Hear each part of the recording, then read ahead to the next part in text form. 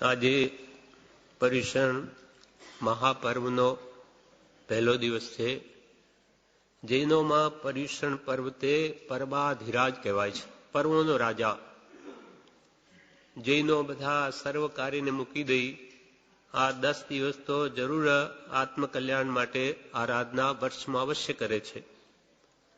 આ સૌથી મોટું પર્વ ગણાય છે અને અનાદિકાલથી ચાલતું આવ્યું છે એમ કહેવાય છે, એમ ઉલ્લેખ છે. હવે પર્યુષણ એટલે શું? પરિગ્રહ જેમ કહીએ, પરી એટલે ચારે બાજુથી પકડે તે પરિગ્રહ કહેવાય. તેમ પરી એટલે ચારે બાજુથી ઉષ્ણ એટલે ચારે બાજુથી કર્મોને બાળે એવો પુરુષાર્થ 8 દિવસમાં કરવા માટે આ પર્વની યોજના છે. બીજો અર્થ પરિવત્તા ઉષણ, પરી એટલે ચારે બાજુથી, ઉષણ એટલે રહેવું, એટલે ચારે બાજુથી આત્માની સમીપે રહેવું. આમ પર્યુષણ અર્થ છે આ શબ્દનો. હવે પર્યુષણ પર્વ પરમ કૃપાલ દેવના સમયમાં આવેલા ત્યારે છગનભાઈ નાનજીભાઈ, જે પરમ કૃપાલ દેવના પરમ ભક્ત હતા, એ પરમ કૃપાલને બાપજી કેને બોલાવતા. બાપજી બહુ જ ભક્તિભાવ જેને.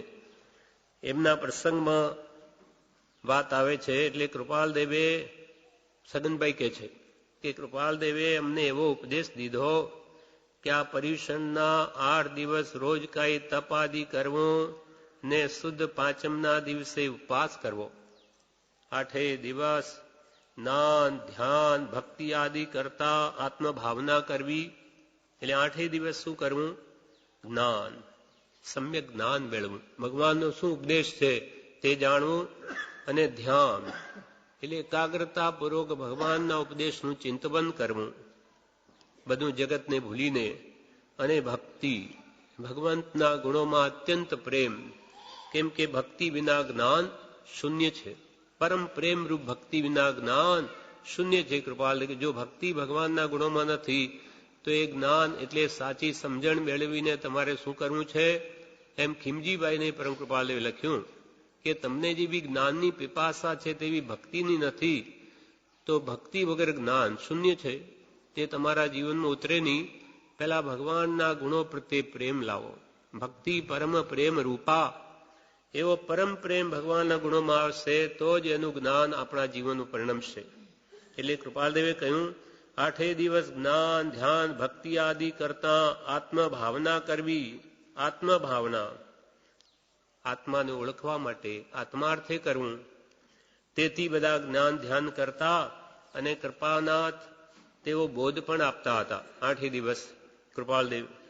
શુદ્ધ પાંચમ સંવત્સરીનો દિવસ ઉત્તમમાં ઉત્તમ છે એમ મને કૃપાનાથે બોલાવીને કહ્યું.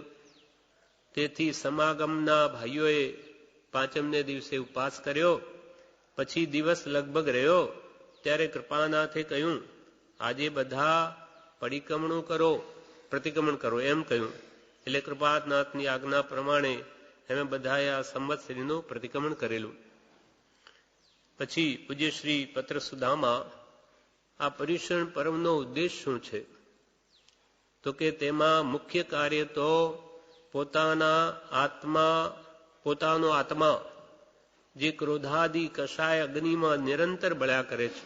ક્રોધ માન માયા લોભાદિ એ કષાય તાપથી 14 રાજલોક પ્રજ્વલિત છે. દેવો પણ એ કષાયોથી દુઃખી, નારકીઓ તો છે જ, તિર્યંચો પણ છે, પણ મનુષ્યો પણ આ ક્રોધ માન માયા લોભાદિ એ ભયંકર પાપ મોટામાં મોટા કયા, એથી 14 રાજલોકમાં બધા જ દુઃખી છે.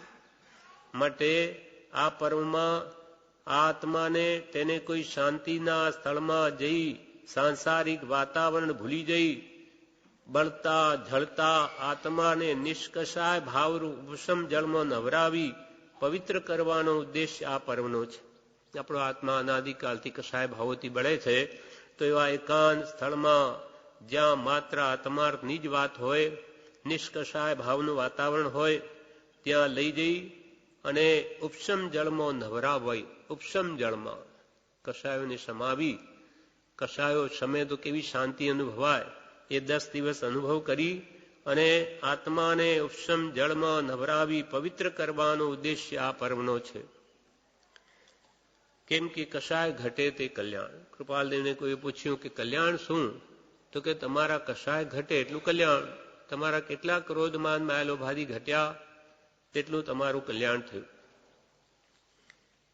નહીં તો શું અનાદિથી જીવ છે કશાય ભાવમાં રહી અને ગચ્છમતના મતાગ્રહમાં ધર્મ માને છે. એના વિશે શ્રી દેવચંદ્રજી જ્ઞાની પુરુષ થઈ ગયા.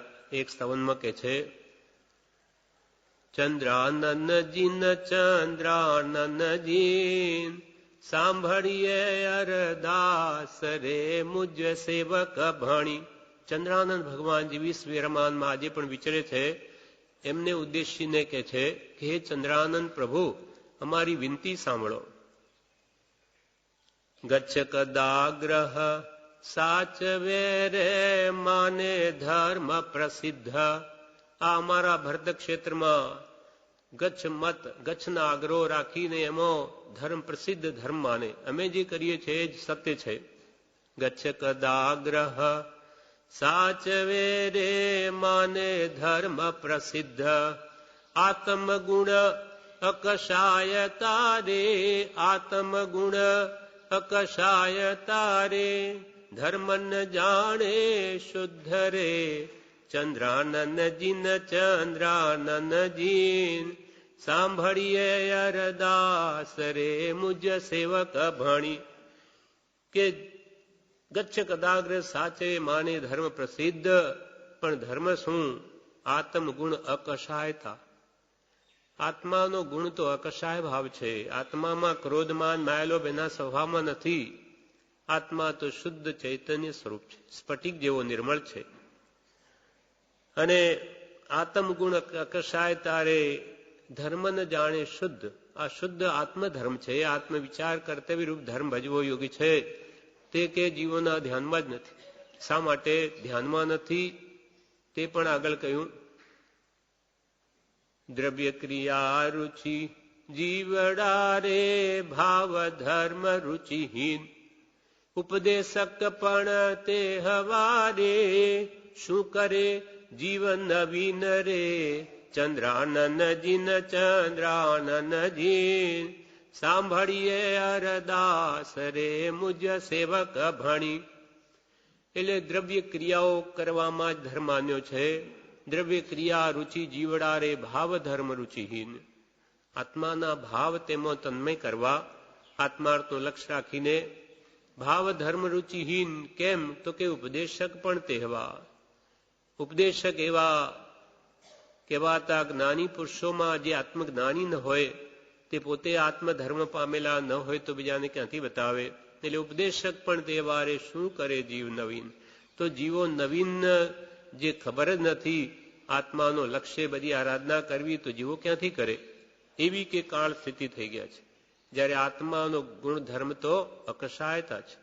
ગમે તેવું જપ તપ ક્રિયા કે શાસ્ત્ર ધ્યાન કરીને પણ આ આત્માને અકશાયી બનાવો છે. પ્રભુ શ્રી તો કે પ્રભુ આ કશાય તો પ્રભુ કસાઈ અરર એ તો કસાઈ આત્માના ગુણોને જ ઘાતી નાખે, હણી નાખે.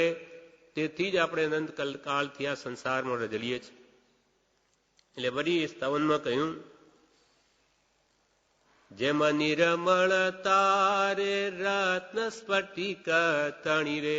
આપણા આત્માનો સ્વભાવ કેવો છે તે કે છે. સ્ફટિક રત્નની મૂર્તિઓ અનેક દક્ષિણમાં છે.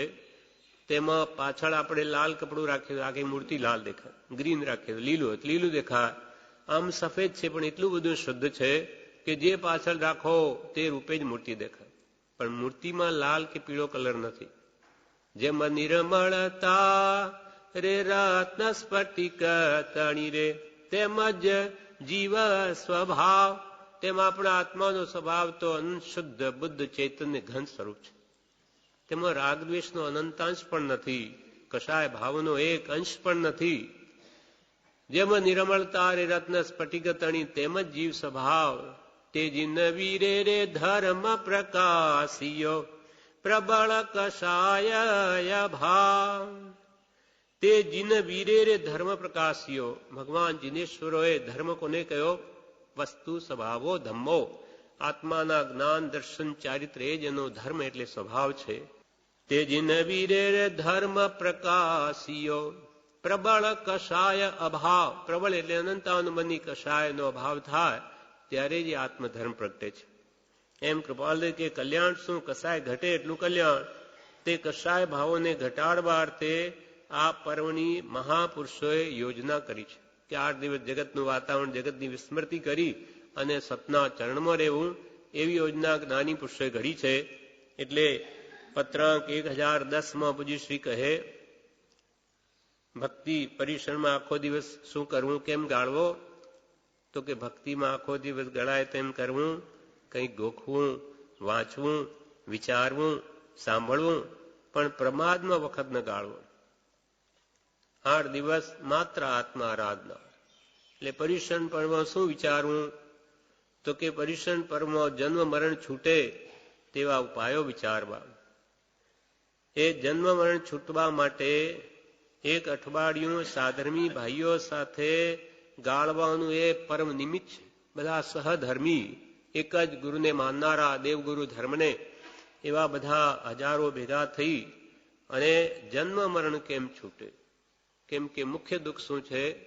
જન્મ જરા ને મૃત્યુ મુખ્ય દુઃખના હેતુ. કારણ તેના 2 કયા? રાગ દ્વેષ અણહેતુ. રાગ દ્વેષના કારણે જન્મ મરણ છે, અને રાગ દ્વેષ પણ અજ્ઞાનને લઈને છે, મિથ્યાત્વને લઈને છે. એટલે રાગ દ્વેષ અજ્ઞાન એ મુખ્ય કર્મની ગ્રંથ થાય નિવૃત્તિ જેહથી તે જ મોક્ષનો પંથ. કૃપાલદેવ તો એક ગાથામાં બધું કહી દીધું કે તમારા રાગ દ્વેષ કાઢો, અને અજ્ઞાનને લઈને, મિથ્યાત્વને લઈને કે દર્શન મોહને લઈને આ રાગદ્વેષ છે, માટે મિથ્યાત્વને હણો. મિથ્યાત્વ એટલે વિપરીત માન્યતાઓ. અનાદિની દેહ તે જ હું, આ કુટુંબ ધનાદિ મારા, એ અંતરથી તોડી નાખો, નહીં તો કે આ ભવભ્રમણ મળશે નહીં. જ્યાં જ્યાં રાગ ત્યાં ત્યાં જન્મ. કે દ્વેષ કરીએ તો પણ એની સાથે ફરી ઝઘડા કરવા, જન્મ લેવા પડે. આજે સાપ, નોળિયા કે જે વિપરીત બિલાડી, ઉંદર, એ જન્મો કેમ મળે?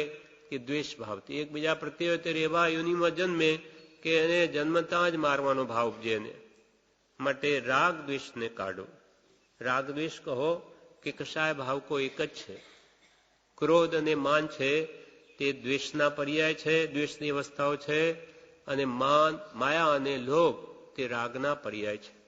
એટલે રાગ દ્વેષ કહો કે કશાય ભાવ કહો એક જ છે. પણ અજ્ઞાન ન જાય, એટલે કે આત્મજ્ઞાન ન થાય ત્યાં સુધી રાગ દ્વેષ જડમૂળથી જાય નહીં. એટલે કૃપાલ દેવે કે આત્મજ્ઞાન વિના કદી ક્લેશ ટળે નહીં. સર્વ દુઃખથી અને સર્વ ક્લેશથી મુક્ત થવાનો ઉપાય એક આત્મજ્ઞાન છે. એટલે આ ભાવો પરીક્ષણમાં વિશે દ્રઢ થાય, અને સાચા જ્ઞાની પુરુષે આ કહ્યું છે તો એમના પ્રત્યે પણ શ્રદ્ધા થાય, અને કંઈક જીવવાની કળા મળે. એના માટે આ પરીક્ષણની યોજના કરી છે મહાપુરુષોએ. પરીક્ષણ પર્વમાં શું ભૂલવા યોગ્ય નથી?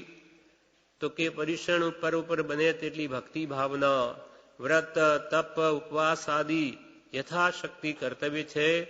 વાંચન પરમ કૃપાળુ દેવના પત્રો તથા ઉપદેશ છાયાનું કરવા ભલામણ છે જી. ઉપશમ ભાવ અર્થે સર્વ કરવું છે એ ભૂલવા યોગ્ય નથી. મારો ક્રોધ ભાવ ઘટે, ક્ષમા ભાવનો અભ્યાસ થાય. 8 દિવસ હું કોઈ રીતે ક્રોધ ભાવ ના આવવા દઉં એવો અભ્યાસ કરવાનો છે. મહાપુરુષો કે જપ તપના જેમ પચખાણ લઈએ, ઉપવાસ એકાસણાના, તેમ આજે હું 2 કલાક ક્રોધ ન કરું, ઉપયોગ રાખવો પડે. અભ્યાસ રૂપે આવું કરે. આજે હું 12 વાગ્યા સુધી કોઈ પણ નિમિત્ત આવે તો ક્રોધ ન કરું, આજે આખો દિવસ નહીં કરું. એમ ક્રોધ તો મહાભયંકર છે. ક્રોધે ક્રોડ પુરવતણુ સંજમ ફળ જાય. ક્રોધે ક્રોધ સહિત તપ જે કરે તે તો લેખે ન આય. ક્રોધ સહિત તપ કરે તે લેખે ના આવે. કરોડ પુરવ સુધી કોને કહેવાય? 1 પુરવ એટલે 84 લાખ વર્ષ into 84 lakh is equal to 1 પુરવ. આટલા વર્ષો સુધી તપ કરે, 2 ઘડી ક્રોધ કરે, બધું સાફ. ક્રોધે ક્રોધ પુરવ તણુ સંજમ ફળ જાય. માટે આવા ભયંકર ક્રોધને ક્ષાન ના આપવું. ક્ષમા ભાવનો અભ્યાસ કરવા કહ્યું. ક્ષમા જ મોક્ષનો ભવ્ય દરવાજો છે. તેથી આપણે પણ સુખી રહીએ, આપણા કુટુંબીઓ સુખી રહે, આપણા સમાજમાં જે બધા સુખ અનુભવે. ક્ષમા વીરસ્ય ભૂષણમ. ક્ષમા સામાન્ય માણસ ન રાખી શકે, એ તો વીરોનું ભૂષણ છે. અને એ મોક્ષનો દરવાજો છે. મોક્ષમાં જવું હોય તો ક્ષમા લાવવી જ પડશે. કોઈ કશાય ભાવો લઈને કોઈ મોક્ષે ગયા નથી. માન પણ ભયંકર છે, એટલે વિનય ગુણ પ્રગટાવવો જ પડશે. માયા કપટ પણ છોડવા પડશે. સરળ ભાવ સરળ હોય તે જ મોક્ષ દ્વારમાં પેસી શકે. સાપ ગમે તેવો વાંકો હોય પણ એની દરમાં પેસવો સીધા થઈ જવું પડે. તેમ આપણે પણ મુક્તિના દ્વારમાં પ્રવેશ કરવો હોય તો આ માયા કપટ મૂકવા પડશે. અને લોભ એ તો પાપનો બાપ છે. લોહો સર્વ વિનાશનો. લોભ તો સર્વનાશ કરનારો છે. ઈચ્છા માત્ર લોભ છે.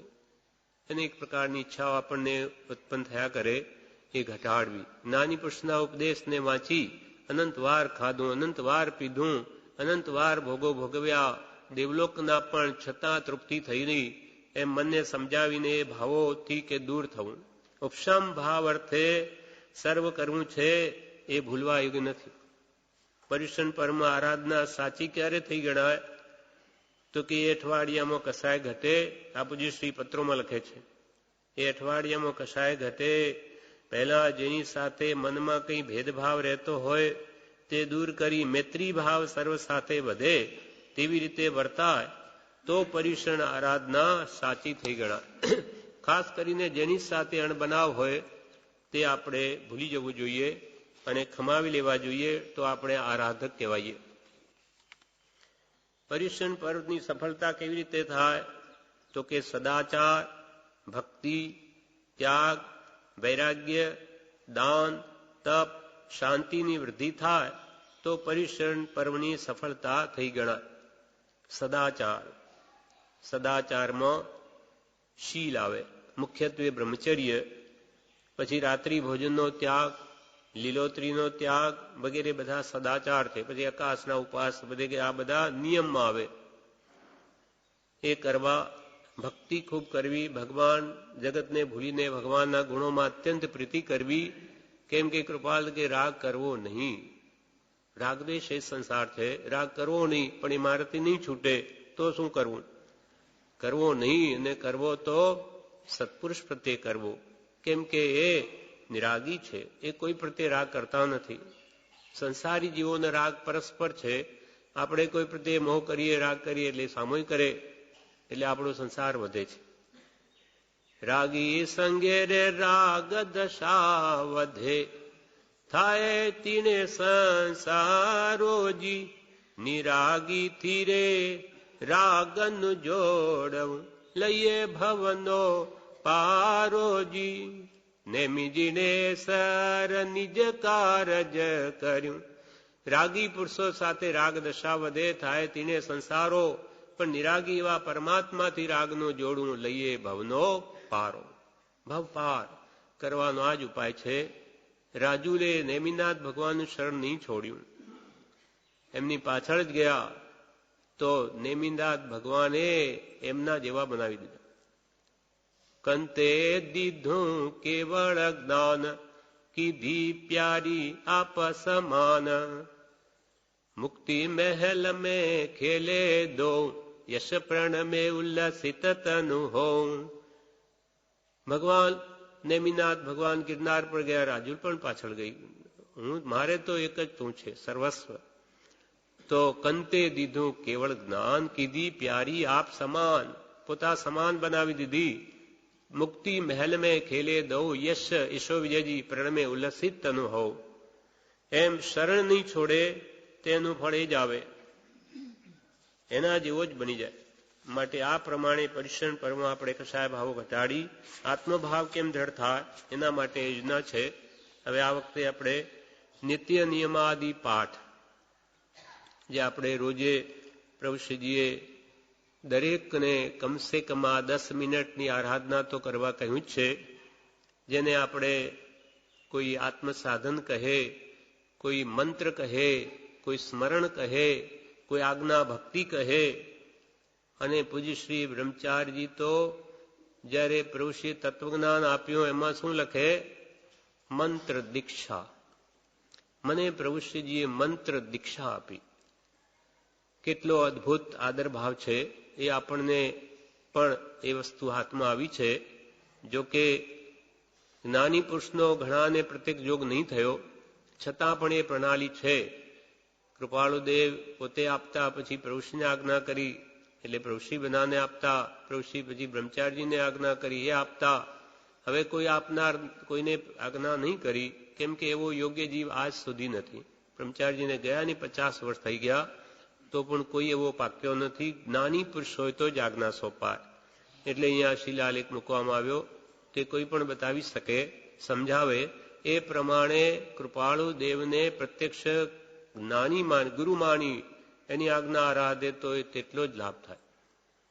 આ પ્રમાણે જે પ્રણાલી અહીંયા છે તો એ 3 પાઠ નાના લાગે, પણ એનું કેટલું અદ્ભુત મહાત્મ્ય છે તે પરમ કૃપાળુ દેવના વચનોથી કે પ્રભુશ્રીના વચનોથી કે બ્રહ્મચારીના વચનોથી આપણે આ પરીક્ષણમાં એ 3 પાઠ, હે પ્રભુ શું કહું, યમ નિયમ ક્ષમાપના અને 7 વ્યસન 7 અભક્ષ ને સહજાત્મ સ્વરૂપ પરમ, એ મંત્રનું કેટલું અદ્ભુત મહાત્મ્ય છે તે પહેલા નિત્ય નિબાદનું મહાત્મ્ય વાંચી જઈ, પછી હે પ્રભુનું કેવું અદ્ભુત મહાત્મ્ય જાણીએ મહાપુરુષના વચનો વડે, ને પછી હે પ્રભુની શરૂઆત કરીશું.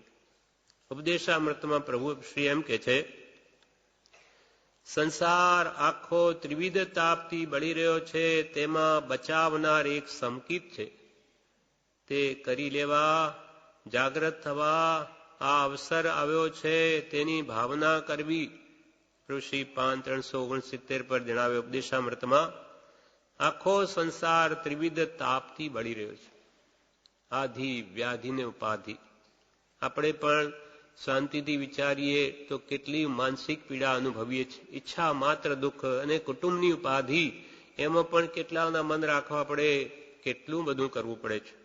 અને એના કારણે વ્યાધિ પણ આવે, શારીરિક માનસિક બધું દુઃખ ને દુઃખ જ છે. કૃપાલ કે દુઃખનો એ સમુદ્ર છે, પણ આ જીવને મોહવશ ખ્યાલમાં નથી આવતું. પણ દેવોય દુઃખી, જ્યાં ચક્રવર્તી દુખિયા ત્યાં સુખ શું રંકાદીને. ચક્રવર્તીઓ પણ જ્યાં કલિયુગમાં જ નહીં, 14 રાજલોકમાં ગમે ત્યારે દુઃખી, તો બીજા આપણે દુઃખી એમાં કઈ નવાઈ નથી. કેમ કે આ જીવ મેળવવામાં સુખ માને છે, પણ નાનીઓ તો હો તેથી વિપરીત સુખનો માર્ગ નિર્ણિત કર્યો કે કિંચિત માત્ર પણ ગ્રહવું એ જ સુખનો નાશ છે. આ જ્ઞાની પુરુષોની વ્યાખ્યા. સંસારી જીવ જે મને મળે બધું બહુ તો સુખી, જ્યારે જ્ઞાનીઓ કે એના પ્રત્યેનો મમત ભાવ છોડ તો સુખી. નહીં તો આ મમત ભાવ સાથે લઈને જઈશ, વસ્તુ સાથે ના આવે, પછી આગલા ભૂમિ દુઃખી થઈ, ત્યાં કે બસ ભેગું કરો, એ જ વૃત્તિ રહેશે. સ્વરૂપ સુખ આપણને બતાવ્યું છે જે અનંત છે.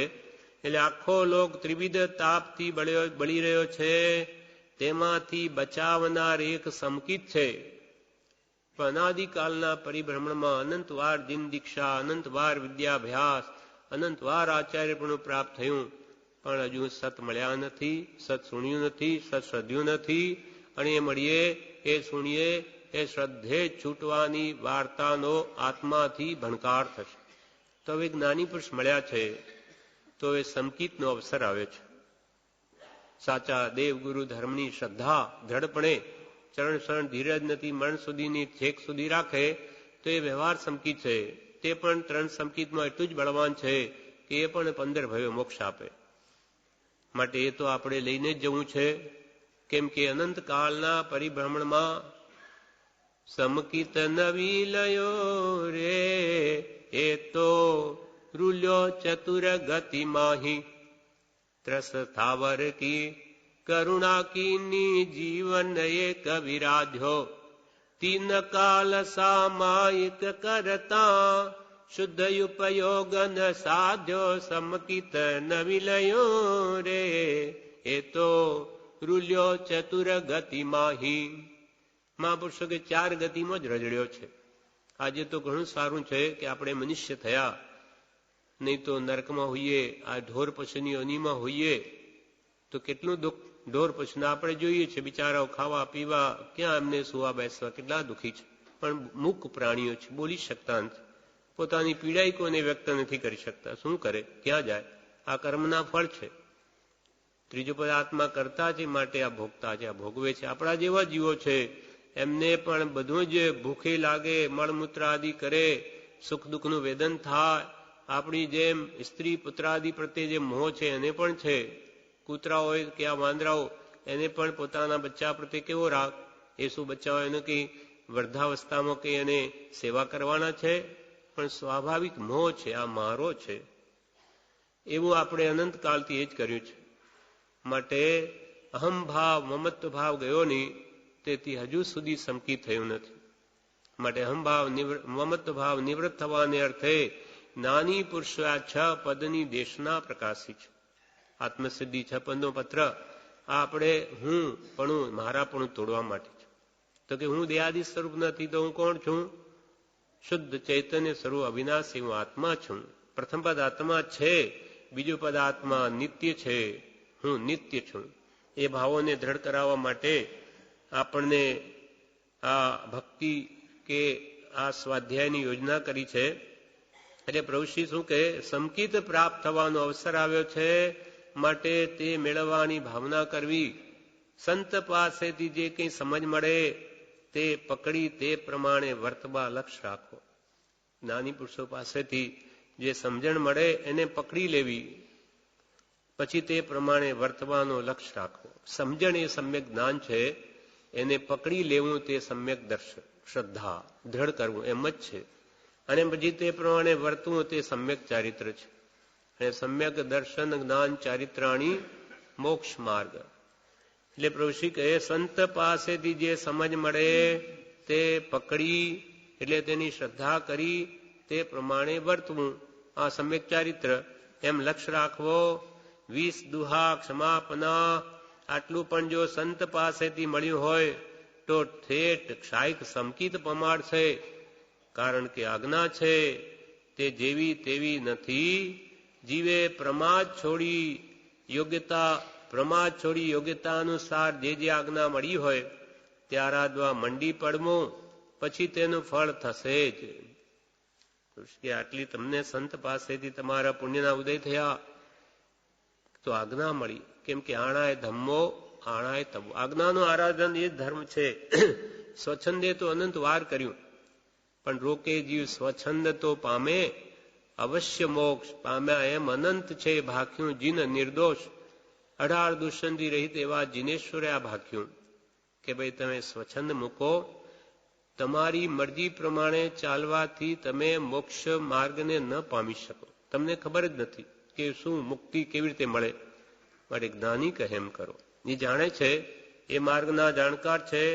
માટે સંત પાસેથી જે સમજ મળે તે પ્રમાણે પકડીને વર્તવા લક્ષ્ય રાખો. 20 દુહા, 20 દુહા નામ આમ તો 20 જ ગાથાઓ છે, પણ કે 20 લાખ કરતા પણ એમાં વિશેષ ભાવ રહેલો છે. આપણા આત્મકલ્યાણને માટે આપણી ભાષામાં આવું નાનું સાધન આપ્યું કે કોઈ પણ જીવ એને સમજીને આત્મકલ્યાણ કરી શકે.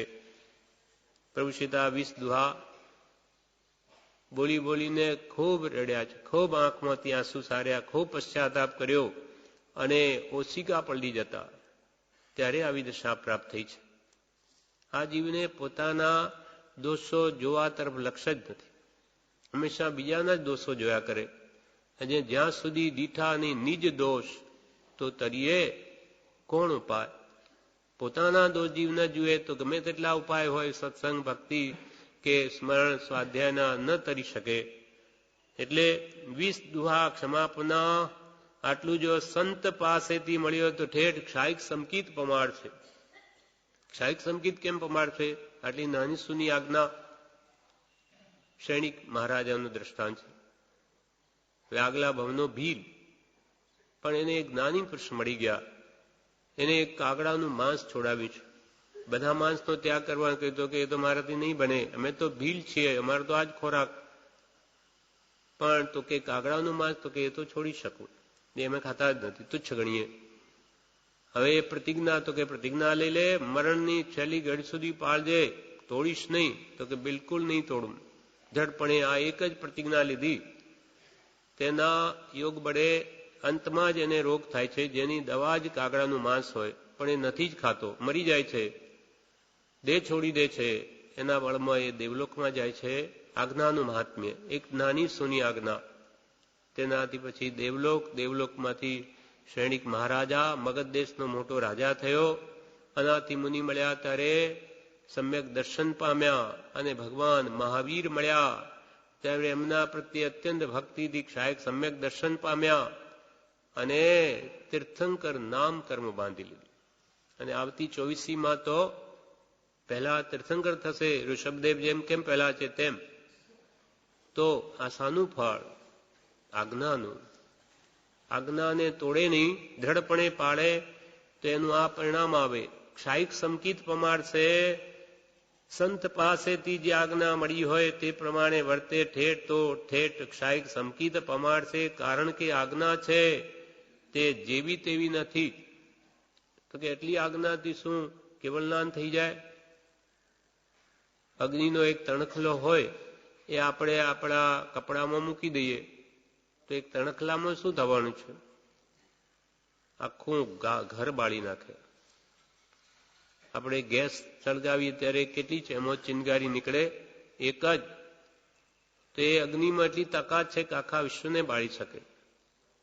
તેમ આ સતની ચિનગારી છે. સત્પુરુષે આત્મા અનુભવીને એ આપી છે. જો એના આજ્ઞા પ્રમાણે દ્રઢ શ્રદ્ધાથી આરાધન કરે તો એક આજ્ઞા આરાધતા અનેકવિધ કલ્યાણ થાય છે. એક વરસાદ વરસે કેટલી વનસ્પતિ ઉગી નીકળે? તેમ પ્રભુશ્રી કે એ આજ્ઞા જેવી તેવી નથી. માટે જીવે પ્રમાદ છોડી યોગ્યતા અનુસાર જે આજ્ઞા મળી હોય તે આરાધવા મંડી પડવું. પકડ કરી લેવું.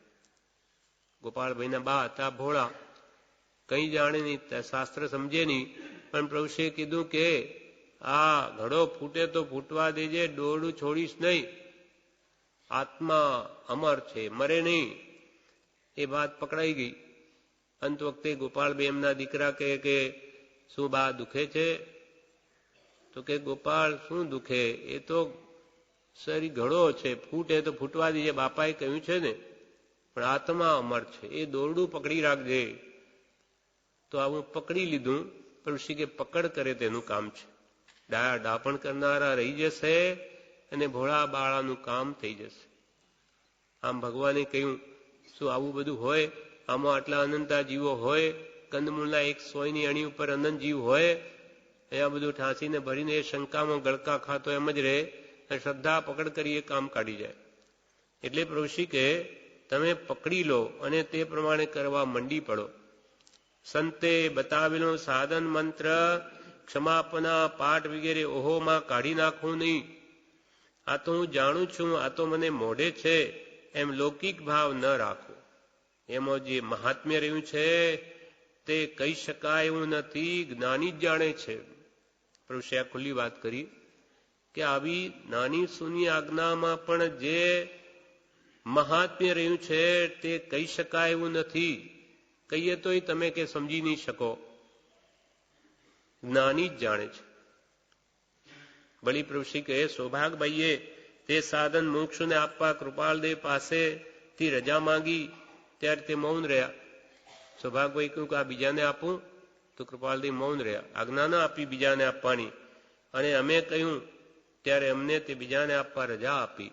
પ્રભુશ્રી કહે તેથી અમે તો જે કોઈ જીવ અમારી પાસે આવે છે તેને સાધન તેના આત્માને અનંત હિતનું કારણ જાણી આપીએ છે. અમારી પાસે પુરુષ કે જે આવે એમને એમના આત્માને આ સાધન પરમ અનંત હિતનું કારણ જાણીને અમે એને આપીએ છીએ. માટે તે અલૌકિક ભાવે આરાધવું. અલૌકિક ભાવે એટલે સંસારની કામનાથી નહીં, પણ અલૌકિક ભાવ એટલે માત્ર મોક્ષ અભિલાષ, માત્ર આત્માર્થે આરાધવું. કે એથી મને ધન મળે કે કુટુંબ મળે એના માટે આ સાધન નથી. આ જન્મ મરણથી મુક્ત થવાનું સાધન છે.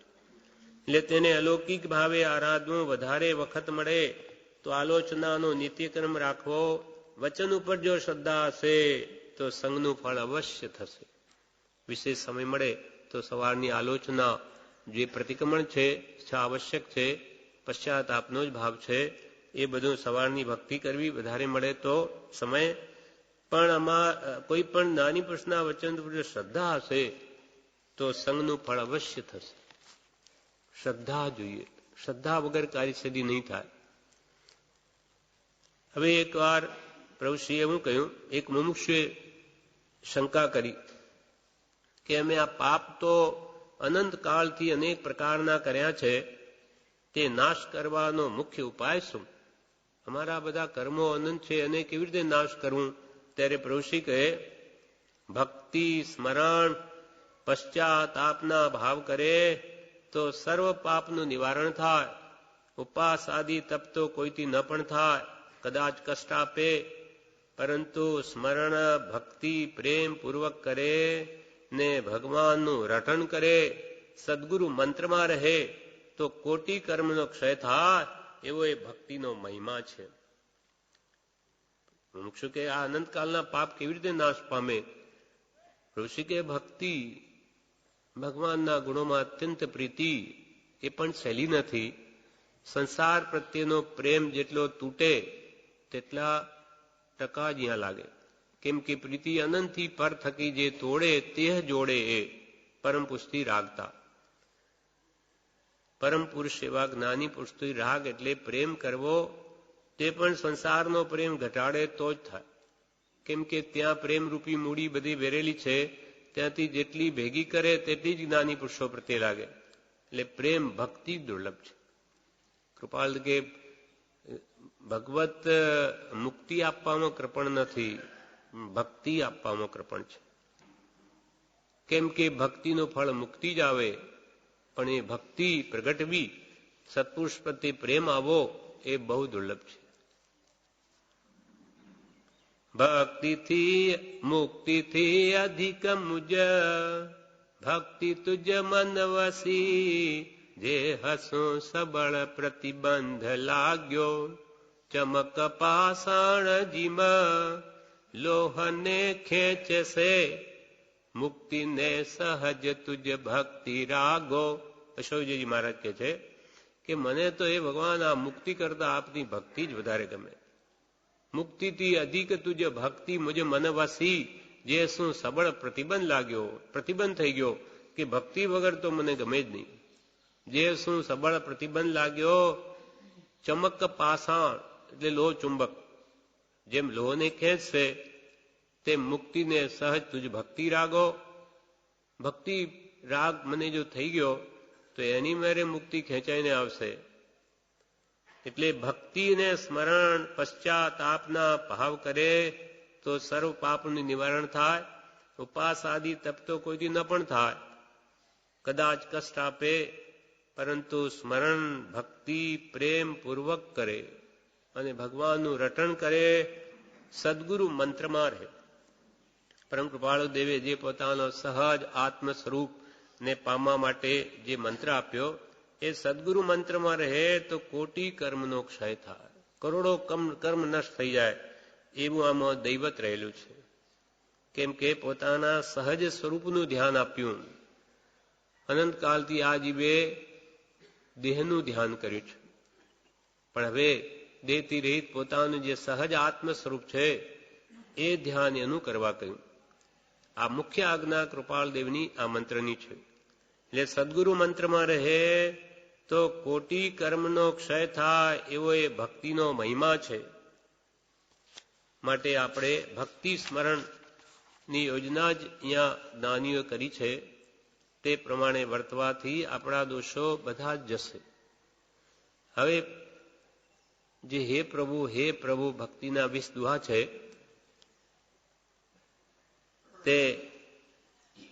તેનું શું મહાત્મ્ય એ પણ પ્રભુશ્રીજીએ કહ્યું છે. ભક્તિનું રહસ્ય એનું શીર્ષક છે એ પ્રભુનું. ભક્તિનું રહસ્ય એટલે ગુપ્ત ભેદ. ભગવાન પ્રત્યે ભક્તિ કેમ પ્રગટે એનું રહસ્ય એમાં આપેલું છે.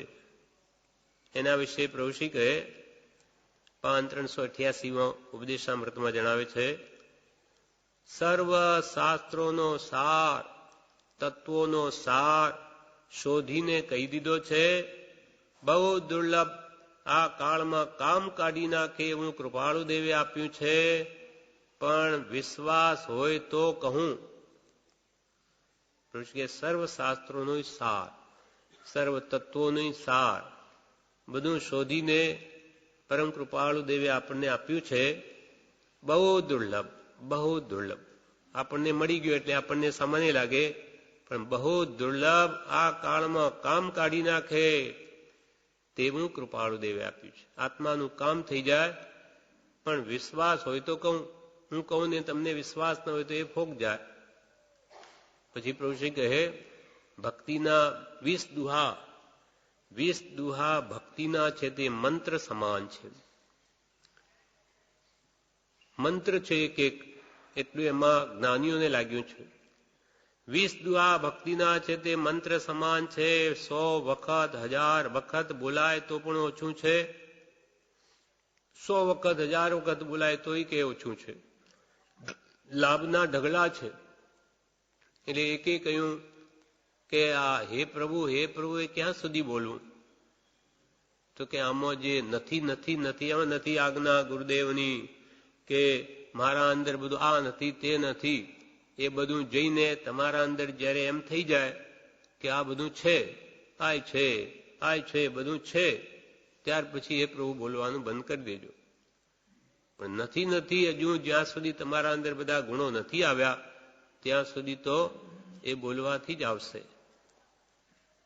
20 દુઆ ભક્તિના છે તે મંત્ર સમાન છે. 100 વખત 1000 વખત બોલાય તો પણ ઓછું છે. લાભના ઢગલા છે, લાભના ઢગલા છે. ક્ષમાપનાનો પાઠ, 6 પદનો પત્ર, યમ અનિયમ, આત્મસિદ્ધિ, આટલા સાધન અપૂરું છે, ચમત્કારિક છે. રોજ ભણવા જરૂરના છે, રોજ ભણવા જરૂરના છે. કેમ કે આ રોજ ભોજન કરીએ તો કે એના વગર તો કેમ ચાલે? તો એ તો દેહને માટે થયું, આત્માને માટે શું? તો આત્માના કલ્યાણ માટે આ પણ રોજ ભણવા જરૂરના છે, આત્મભાવ માટે. નહીં તો આત્મભાવના સુકાઈ જાય. અને આ ચમત્કારિક છે, ચૈતન્ય ચમત્કાર, જે સૃષ્ટિના લક્ષ્યમાં નથી એવો આત્મા જે અનંત સુખરૂપ છે એનો અનુભવ થઈ જાય. ચમત્કારિક છે, રોજ ભણવા જરૂરના છે. જીવતા સુધી આટલી ભક્તિ રોજ કરવી જ, કે આટલું તો રોજ કરવું. 3 પાઠમાળા. દરજીનો દીકરો જીવે ત્યાં સુધી સીવે, એ તો ખોટી વાત છે. પણ તમે જીવતા સુધી આટલું તો કરજો જ. તેથી સમાધિ મરણ થશે, સમકીતનો ચાંદલો થશે. વધારે શું કહું? તો શીખે કોઈ એમ કે દરજીનો દીકરો જીવે ત્યાં સુધી સીવે, એ તો સીવે ને ન પણ સીવે. આ તો ખોટી વાત છે. પણ તમે તો જીવતા સુધી આટલું જરૂર કરજો જ. તેથી શું થશે? સમાધિ મરણ થશે. એક વારનું સમાધિ મરણ સર્વકાળના સમાધિ મરણ ટાળશે. સમકીતનો ચાંદલો થશે. સમ્યક દર્શન નથી થયું, અનંતકાળમાં તે થઈ જશે. વધારે શું કહું? કેમ કે અનંત વાર આ જીવે ત્રસ કે સ્થાવર જીવોની રક્ષા કરી દીક્ષા લઈને, બધું સૂક્ષ્મ દયા પણ પાડી, છતાં પણ સમકીત ન થયું. સામાયિક પણ કરી સવાર બપોર સાંજ, છતાં પણ સંભાવમાં ન આવ્યો. તો ક્યાં રહી ગયું? શું રહી ગયું? એને કે શોધો ક્યાં ભૂલ થાય છે. દારસીભાઈ હતા, વિદ્વાન હતા, ઘણા કર્મ ગ્રંથના અભ્યાસી હતા, ન્યાયાધીશ હતા, જજ હતા. મોરબીમાં એ કૃપાલદેવને મળેલા. તો કૃપાલદેવે એમને છેલ્લે એમ કહેલું કે મેં વિનય ભક્તિપૂર્વક સાષ્ટાંગ કૃપાલદેવને નમસ્કાર કર્યા રાજકોટમાં, ત્યારે કે મને કહેલું કે અમારાથી અંબાલાલ, શ્રી સૌભાગભાઈ અને આપને એમની હયાતીમાં સ્વરૂપ જ્ઞાન પ્રાપ્ત થયું છે. આપને જ્ઞાન પ્રાપ્ત થયેલું, પ્રભુશ્રી પાસે આવ્યા. અને મને કે કૃપાલદેવે એમ કહેલું કે તમને જ્ઞાન થયું, પણ કૃપાળુદેવ ગયાને 3 વર્ષ થઈ ગયા. હવે મને એ વાત સમજાય છે કે કૃપાળદેવે શા માટે કહેલું. પછી નજર નાખી તો અંબાલાલભાઈ ગયા, સૌભાગભાઈ ગયા, અને હવે આ એક કૃપાળ પ્રભુશ્રીજી રહ્યા છે. એટલે એમની પાસે આવ્યા અને પ્રભુશ્રીને શું કહે, હવે તો આપ જ મારે અવલંબન રૂપ છો. તેઓ શ્રી આપને જણાવેલ આજ્ઞા કૃપા કરી મને ફરમાવો. મને કે તે વખતે કૃપાલદેવે તમારું નામ લીધેલું, પણ સામાન્ય સમાચાર રૂપે લાગેલા એ શબ્દો, પણ 3 વર્ષના વિરહ પછી હવે મને સમજાયું કે શબ્દો મારા આત્મહિત માટે જ હતા. એટલે હું તમારી પાસે આવ્યો છું. હવે હું ખાલી હાથે મરણ પામું તેના જેવું બીજું શું શોચનીય છે. મારી આખર ઉંમર ગણાર માટે અવશ્ય કૃપા કરો અને મને કંઈ આપો. આરાધના એમ બોલી આંખમાં આંસુ સહિત લલ્લુજી મુનિ પ્રભુશ્રીના ચરણમાં તેમણે મસ્તક મૂક્યું. પ્રભુશ્રીએ તેમને ઉઠાડીને ધીરજથી જણાવ્યું કે પત્રમાં જે કૃપાલદેવે આરાધના બતાવી છે, બોધ આપ્યો છે, તે બધો આપના લક્ષ્મો છે. એટલે સમજી ગયા કે યોગ્યતા લાવવા પુરુષાર્થ કરવાનો છે. પણ ધીરજ રહી નહીં, એટલે વિશેષ આગ્રહ કરી કંઈ પ્રસાદી આપવા વારંવાર વિનંતી કરી. એટલે લલ્લુજી મુનિએ પ્રભુશ્રીએ સ્મરણ મંત્ર પરમ કૃપાળુ દેવે મુમુક્ષોને જણાવવા તેમને આજ્ઞા કરેલી તે તેમને જણાવ્યો. તેથી તેઓ આભાર માની ખૂબ આનંદ પામ્યા અને પછી છેલ્લી ઘડી સુધી એની આરાધના કરવા લાગ્યા. આમ આપણને પણ એ વસ્તુ પ્રાપ્ત થઈ છે, માટે એનું આરાધન આપણે અવશ્ય કરવા યોગ્ય છે. 20 દોહા તો ચિંતામણી છે. ઉઘાડું પાડીને અંદર કહ્યું છે, કોઈ દવા એવી હોય કે માંદો ખાય તો ગુણ કરે અને સાજો ખાય તો પણ ગુણ કરે. એવી જે જનરલ ટોનિક હોય બધાને લાભ કરે, તેમ આ દવા આત્મભ્રાંતિરૂપ રોગ કાઢવા, બાળક હોય, વૃદ્ધ હોય, યુવાન હોય, બધાને સરખી કલ્યાણકારી છે. આ ઉદ્ધાર માટે, આત્મોદ્ધાર માટે દવા છે. માટે દવા લેતી વખતે દૂધ પાણીની જરૂર પડે, તેમ આના માટે શું જરૂરનું છે? પ્રભુશ્રી દ્રષ્ટાંતિ કહે કે રોગ કાઢવા જેમ દવા લઈએ તો આત્મભ્રાંતિરૂપ રોગ થયો છે, એના જેવો કોઈ મોટો રોગ નથી, તો એ રોગને દૂર કરવા માટે આ દવા આપી, 3 પાઠ વગેરે. પણ હવે દૂધ સાથે, દવા સાથે કે દૂધ પાણીની જરૂર પડે, તે શું? તો કે ભાર દઈને કહેવાનું કે ભાવ જોઈએ, ભાવ જોઈએ. આ ખાસ લક્ષ્યમાં રાખજો. બધા સામાયિક કરે છે, પણ પુણ્યા શ્રાવકનું જ સામાયિક વખણાયું, તેમ ભાવમાં ફેર છે. ખાસ કહેવાનું છે કે ભાવ રાખીને કરો, ભાવથી, એટલે તમારો ઉપયોગ આમાં જોડો. ભાવ વિના સૌ આળ છે. આ વસ્તુ એવી છે, એમાં કંઈ પાપ ન બંધાય હે પ્રભુ વગેરે બોલવાથી, પણ એના અર્થ જાણી એમાં ઉપયોગ રોકી અને જો સાથે સાથે ભાવ કરતા જઈએ તો હજારો ગણો લાભ થઈ જાય. એટલે પ્રભુશ્રી કે આ દૂધ જેમ દવા સાથે જરૂર, તેમ ભાવની જરૂર છે. ભાર દઈને કહેવાનું કે ભાવ જોઈએ. આ ખાસ લક્ષ્યમાં રાખજો. બધા સામાયિક કરે છે, પણ પુણ્યા શ્રાવકનું સામાયિક કેમ વખણાયું? તો કે સ્થિર મન કરી, જગતને ભૂલી એકમાત્ર એમ જ ઉપયોગ રાખીને કરતા હતા, માટે એનું એક સામાયિક નું પુણ્ય અદભુત હતું. જે આખી ક્ષણિક મહારાજા આખી રિદ્ધિ આપી દે તો પણ એ પામી શકે નહીં. એટલે ભાવે જીનવર પૂજીએ, ભાવે દીજે દાન, ભાવે ભાવના, ભાવીએ ભાવે કેવળતા. ભાવ બડો સંસાર में. આખા જૈન ધર્મનો આધાર ભાવ ઉપર છે. ભાવે ભરતે સ્વર તર્યો, ભાવે તર્યો ભુજંગ, ભાવે લંકા પતિ તર્યો, ભાવે તર્યો કુરંગ. ભાવે જીનવર પૂજ, ભાવે ભરતે સર તર્યો. ભરત મહારાજા ભાવથી ઘરમાં અરીસાબોનો કેવળ નામ મેળવી લીધું. ભાવે તર્યો કુરંગ, હરણ. બળદેવ મુનિ જંગલમાં રહેતા, એની સાથે એ ક્યાં બી આહાર પાણી, કૃષ્ણના ભાઈ હતા બળદેવ, સ્વરૂપમાન ખૂબ. એટલે સ્ત્રીઓ એના રૂપમાં પાગલ થઈ ગઈ, એટલે દર શહેર છોડીને જંગલમાં જઈને રહેવા ગયા. મારા નિમિત્તે બધા દુઃખી થાય, એટલે ત્યાં રહે છે. હરણ એમને જ્યાં આહારનો જોગ હોય તો લાવી આપે, એમને બોલાવી લઈ જાય. ત્યાં કઠિયારો આવ્યો, એ એમને આહાર પાણી આપે છે. હરણ જોયું, ભાવના કરે છે કે હા ધન્ય છે, આ કેવા મહાત્માને આ કેવું દાન આપે, મારે એવો અવસર ક્યારે આવશે, અપૂર્વ અવસર એવો ક્યારે આવશે કે હું પણ એમને દાન આપીશ. આ ત્રણેય જણ એક ભાવ કરે છે. કરણ, કરાવણ ને અનુમોદન. રથકારક અને બળદેવ મુનિ અને હરણ ત્રણેય સરખા ભાવ, એટલે એક ભાવ કરે, અનુમોદન કરે, એક આહાર આપે ને બીજા લે. એટલે ત્રણેય, પેલો કઠિયારો હતો એટલે ઉપરથી જે લાકડું અડધું કપાયેલું અને જમવા બેઠો, ભૂખ લાગી, એને ત્રણેય આહારદાન થઈ રહ્યું છે, અને ઉપરથી મોટું લાકડું હતું પડ્યું નીચે, ત્રણેયના દેહ છૂટી ગયા. ત્રણેય જણા મરીને પાંચમા દેવલોકમાં જાય છે. કેમ કે કરણ, કરાવણ ને અનુમોદન સરીખો ફળ નિપજાયો. એમ ભાવ જોઈએ. હરણ પડેને પણ ભાવ કર્યા તો એ પણ ત્યાં પાંચમા દેવલોકમાં પહોંચી ગયું.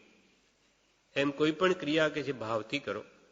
ભાવે તર્યો કુરંગ એટલે હરણ, ભાવે લંકા પતિ તર્યો, સીતાને હરણ કર્યું તો એના પાપના ફળ ભોગવા નરકમાં જવું પડ્યું, પણ પાછી ભગવાનની ભક્તિ પણ બહુ કરી છે. અષ્ટાપદ પર્વત ઉપર તીર્થંકર નામકરણ પણ બાંધ્યું, તેનું પણ ફળ મળશે. આવતી ભાવમાં તીર્થંકર પણ થશે રાવણ.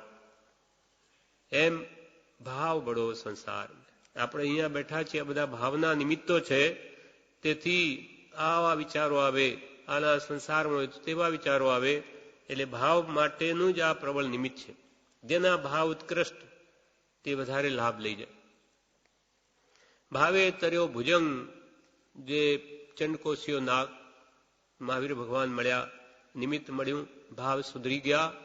તો એ તો દ્રષ્ટિ વિસર્પ હતો, પણ ભગવાને એવો ઉપદેશ આપ્યો કે બજ ભુજ ચંડકોશિક, તે આવા તો બહુ ભાવ કર્યા, હવે બુજ સમજ, એવો બોધ આપ્યો કે સમજી ગયો.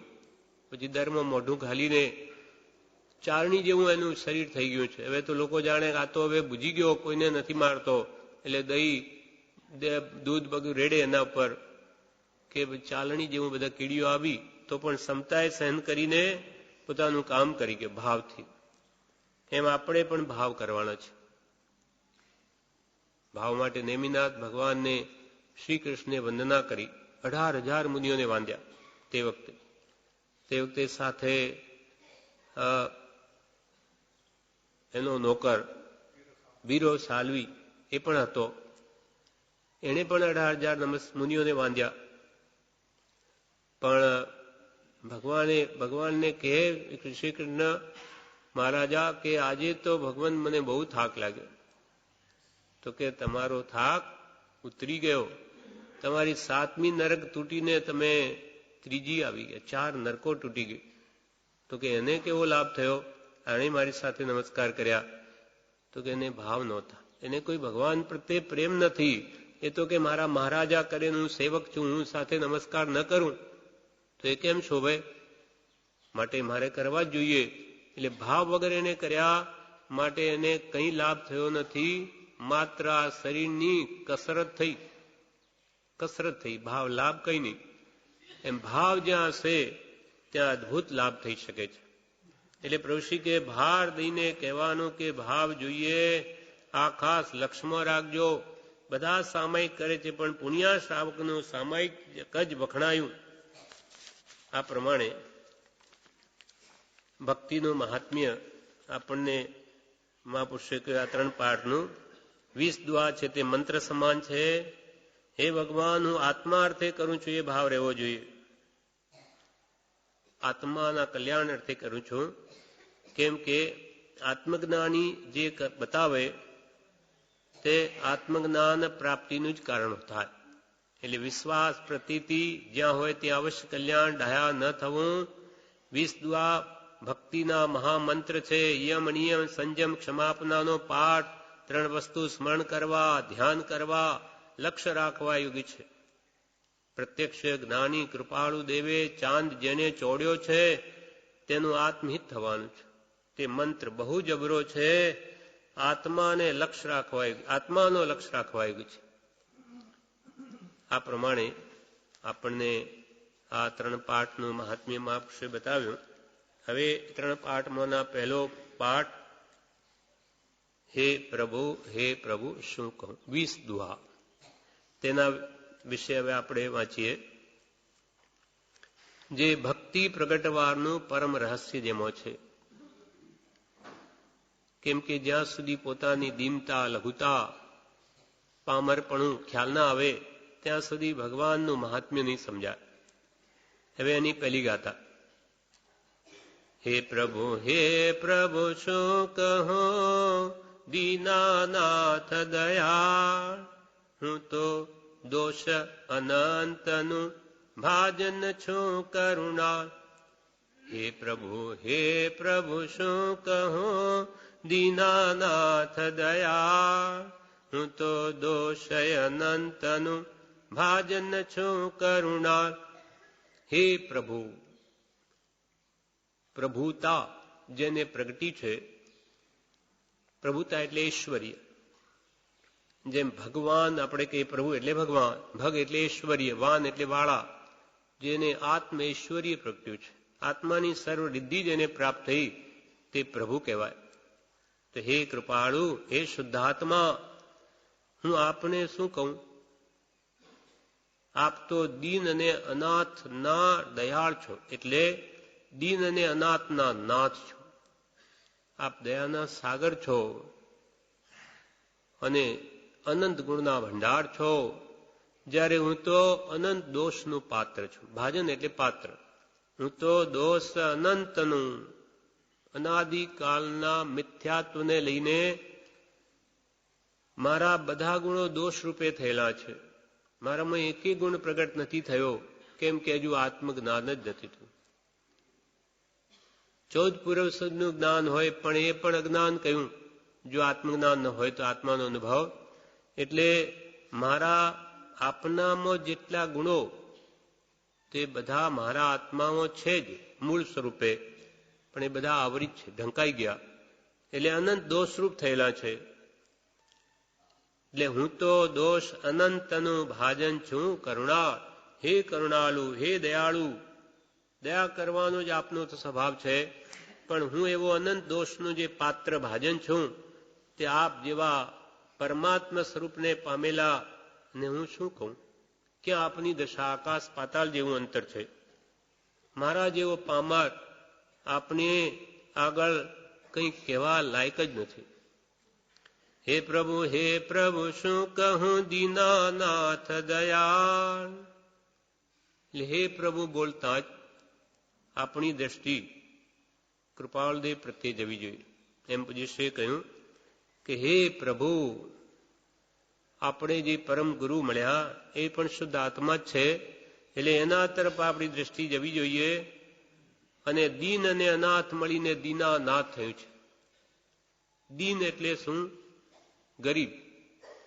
એટલે આત્માના ગુણોથી રહિત હોવાથી હું આત્મા સંબંધી ઐશ્વર્યમાં તો ગરીબ જ છું, મારી પાસે કંઈ નથી. એવો દીન છું અને અનાથ એટલે મારા કોઈ નાથ નથી, મેં કોઈનું શરણ લીધું નથી, એટલે અનાદિકાળથી આ 4 ગતિમાં જ રજડો છું. અનાથી મુનિ, એ પણ એ વાત એમણે સમજાવી છે કે હું અનાથ જ હતો. દીનાનાથ, દીન અને અનાથ, હું પણ અનાથ છું. તેમ અનાથી મુનિ શું કહે? શ્રેણિક મહારાજા મળ્યા ત્યારે એમને થયું કે આવા નવજુવાન સ્વરૂપવાન તમે આ જંગલમાં શું કરો છો? ચાલો તમે આ સંસારના ભોગ ભોગવો. ત્યારે અનાથી મુનિ શું કહે કે હું તો અનાથ છું, હું તો અનાથ હતો. તો કે તમે અનાથ હો તો તમારે અનાથ હો એ વાત મને માન્યામાં નથી આવતી, છતાં તમે અનાથ હો તો હું તમારો નાથ થાઉં.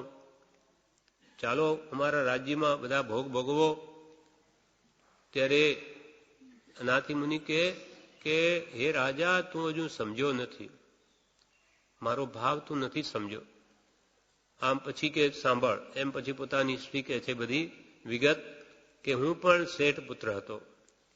મારા પિતા, મને આંખમાં એવી ભયંકર પીડા ઉત્પન્ન થઈ, વેદના, તો કોઈ રીતે હું સહન ન કરી શક્યો.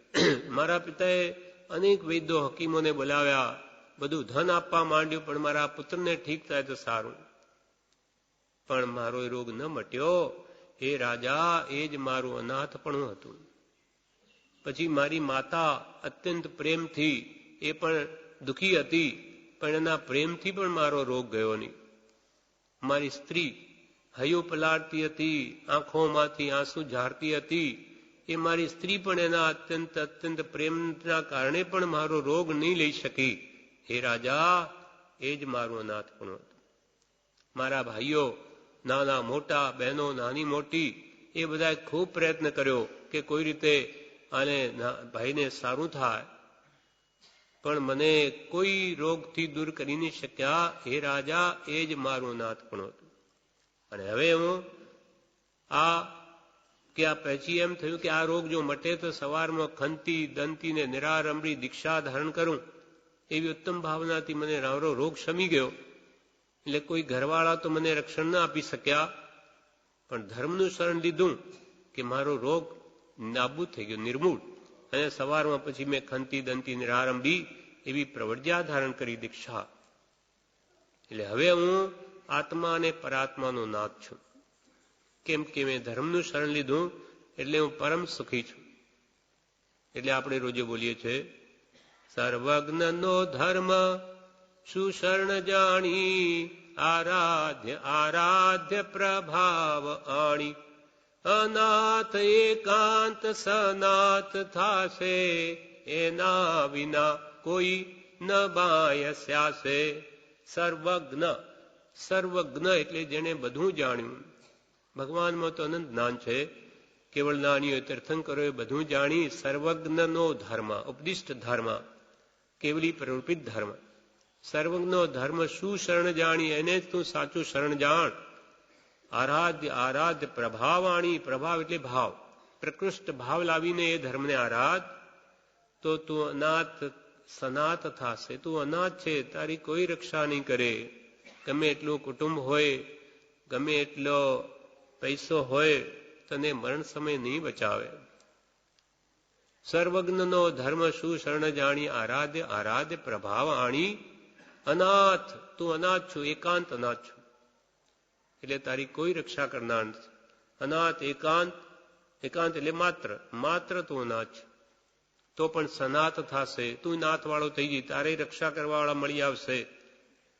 અનાથ એકાંત સનાથ થશે, એના વિના કોઈ ન બાય છે. તારી કોઈ બાય પકડનાર નથી આ જગતમાં. માટે સત્પુરુષનું શરણ લે, તારો બેડો પાર થઈ જશે. આ ભૂમિ સુખી થઈશ, બધી ઈચ્છાઓ ઘટીને અહીંયા પરમ શાંતિ અનુભવીશ, અને ભવો ભાવ સુખી થઈશ. આગળ પણ તને દેવલોક આદિ મળીને અંતે મોક્ષ મળશે, મુક્તિ. માટે સત્પુરુષનું શરણ લે, એક એમ કર તો ભવો ભાવ સુખી થઈ જશે. એટલે આવું હે પ્રભુ શું કહું, દીનાનાથ દયાળ. દીન અને અનાથ ના આપ નાથ છો, કેમ કે આપ દયાળુ છો. દયા કરવાનો તો આપણો સહ સ્વભાવ છે. ભગવાન તીર્થંકરો પણ સવી જીવ કરું શાસન રસી, સી ભાવ દયા મન ઉલસી, આખા જગતને મોક્ષ માર્ગે ચડાવી દે. તેમ કૃપાળદેવને બધાને સતમાર્ગે વાળવા હતા. એવી 25 વર્ષની ઉંમરમાં બહુ ભાવના કરેલી. પણ અને 25મા પત્રમાં કહ્યું, નાનપણમાં પણ એવી પછી આ વચ્ચે કર્મનો ઉદય આવ્યો, અને જ્યારે અંતે પણ દીક્ષા લેવાના ભાવ દર્શાવ્યા, માતા પિતાને દીક્ષાની આજ્ઞા મળી નહીં. પછી 708મા પત્રમાં લખે છે કે આ મતાંતરના મૂળિયા બહુ ઊંડા ચાલ્યા ગયા છે. હવે એને કાઢવા અને બધાને સતમાર્ગે વાળવા અતિ દુર્લભ કામ છે.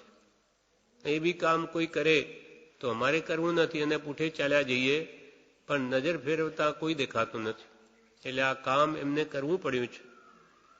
એટલે પોતે ભલે બાહ્ય ત્યાગ ન આવ્યા, પણ અંતરથી ભાવમુનિ તરીકે રહી 31 વર્ષની ઉંમરમાં સભા મધ્યે સ્ત્રીને ધનનો ત્યાગ કરી, પોતે 6 મહિના જંગલોમાં વિચરી, અને 33 વર્ષની માત્ર આટલી નાની ઉંમરમાં આવું અદભુત કામ કરી ગયા. પોતાની અદભુત કેવલ લગભગ ભૂમિકા કરી અને આપણને પણ માર્ગ મોક્ષનો બતાવતા ગયા. આખું વચનામૃત 1000 પેજ થઈ ગયા. કેવી અદભુત વાસો સર્વશાસ્ત્રોનો સાર આપણને આપી દીધો છે. એવા આપ મહાપ્રભુનો તો દયાળુ સ્વભાવ જ છે. એટલે હે પ્રભુ બોલતા કૃપાળદેવ પર નજર જવી જોઈએ. હે પ્રભુ શું કહું આપને, મારા જેવો પામર આપને શું કહે, આપ તો બધું જાણો છો. દીના નાથ, દીન અને અનાથના આપ નાથ છો, દયાળુ છો. હું તો દોષય અનંતનું ભાજન છું કરુણાલ. હે પ્રભુ શું કહું? હવે એક એક આ ચરણનો આના વિશે આપણે નાનીઓ કહી તે વિચારીએ. બુધામૃતમાં પૂજ્યશ્રી કહે, ભક્તિ કરીએ ત્યારે બોલતા બોલતા વિચાર કરીએ કે હે પ્રભુ એમ બોલ્યા કે તરત વિચાર આવે કે પ્રભુ તે તો આનંદ સ્વરૂપ છે, જ્ઞાન સ્વરૂપ છે, જ્ઞાન દર્શન સ્વરૂપ છે, અને ભગવાન પ્રભુ તો આનંદ સુખના ધામ છે. અને પ્રભુ જેવા આનંદ સુખના ધામ તેવો હું પણ છું.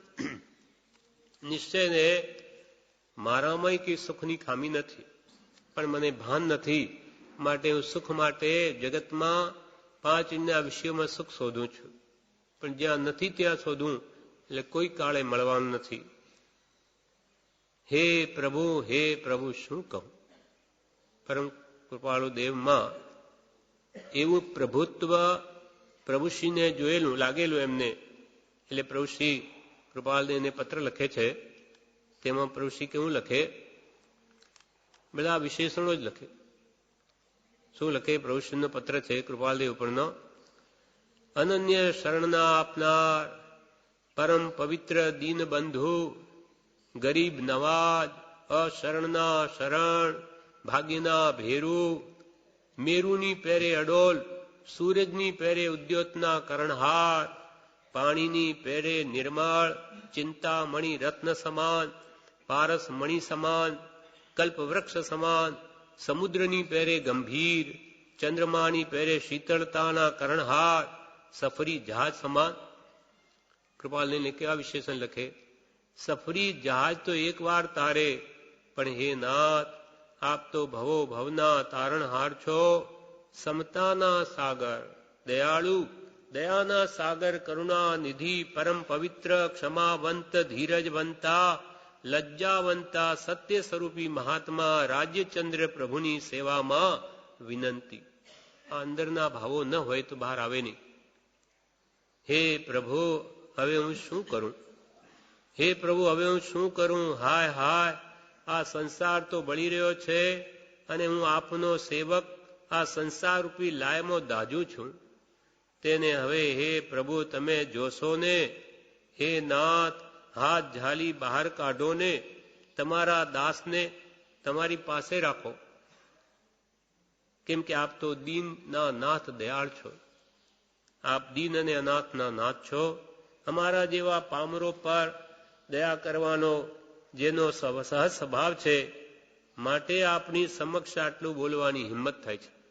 મોટા પુરુષો હોય, આપણે આ રોંદણા રડીએ તો કોઈ સાંભળે નહીં, પણ આપ દીન દયાળ છો, અનંત કરુણા સર્વજીવો પ્રત્યે છે, એટલે આપના પ્રત્યે મારા આ દોષો બોલવાનું સમક્ષ બોલવાની હિંમત થાય છે. એ તો બીજો કે આટલો દોષી જા, દૂર જા, તારું કામ નહીં. પણ આપ જાણીએ છીએ કે તમે અમારા આવા દોષો હોવા છતાં પણ અમે ગરીબ, દીન એટલે ગરીબ, અનંત ચતુષ્ટય અથવા રત્નત્રયથી રહિત છીએ, માટે દીન છું. અને અનાથ એટલે સંસારના ત્રિવિતાપથી કે જન્મજરા મરણના ત્રાસથી બચાવનાર મારો કોઈ નાથ નથી, મારે તો એક તું જ છો. એવો ભાવ આપણને આવવાથી આપણે એમનું શરણ લઈએ તો જરૂર આપણું કામ થાય. પછી બીજું ચરણ, હે પ્રભુ શું કહું? દીના નાથ દયાળ આપ, પણ હું તો દોષ અનંતનું ભાજન છું કરુણાલ. હે કૃપાળુ, હે પરમ કૃપાળુ પ્રભુ, અનાદિ મિથ્યાત્વને લઈને હું તો અનંત દોષનો પાત્ર છું. કેમ કે અજ્ઞાનથી અંધ થયો છું, અને આપ તો અનંત ગુણના ભંડાર છો અને દયાના સાગર છો. એટલે પૂજ્ય શ્રી બ્રહ્મચારીજીએ એક સ્વદોષ દર્શન નામનું કાવ્ય લખ્યું છે. એમાં કહે છે, મુજય ગુણ ગુરુ રાજ ગુણ માનું અનંતયા માપ, બાળક કર પોળા કરી દે દરિયાનું માપ. હે ભગવંત મારો તો અવગુણ અને આપના ગુણ કેટલું અંતર? અનંત ને અમાપ. મારામાં તો અનંત અવગુણ ને આપનામાં અમાપ ગુણ, અમાપ, જેનું કોઈ માપ જ નથી. જેમ કે બાળક હોય એને કહ્યું કે દરિયો કેટલો મોટો? તો આમ બાળક કર પહોળા કરી, હાથ પહોળા કરીને આટલો મોટો. બીજું શું બતાવે? તેમ હે ભગવાન, તું આપના ગુણોનું વર્ણન કેવી રીતે કરી શકું? ને મારામાં એક દોષ ની અનંત દોષ ભરેલા છે. મુજે અવગુણ ગુરુ રાજ ગુણ માનું અનંતય માપ, બાળક કર પોળા કરી દે દરિયાનું માપ.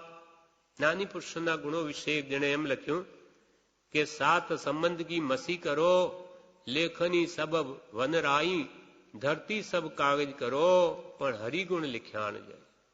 7 સંબંધ એટલે સમુદ્ર. 7 સમુદ્ર ભેગા કરીને તો સહી બનાવો. અને પછી એટલી કલમો જોઈએ, તો જેટલા જંગલો છે, બધા ઝાડો, એ બધાની કલમો કરો. લેખની સબ વનરાઈ, વનરાજી, બધા લેખની બનાવો. અને ધરતી સબ કાગજ કરો. કે ક્યાં લખવું? તો કે એટલી મોટી ધરતી છે ત્યાં લખો બધા, પણ હરિગુણ લખ્યા ન જાય. પણ ભગવાનના જે અનંત ગુણો છે એ લખવામાં ન આવે.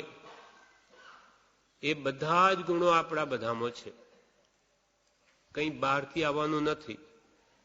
કેવળ જ્ઞાન પણ આપણામાં છે, પણ આપણી વૃત્તિ એ પ્રગટાવવા માટે નથી. એના ઉપર આવરણ કેમ આવે? એવી વિષય કષાયવાળી વૃત્તિઓ હોવાથી એ ગુણો બહાર આવતા નથી.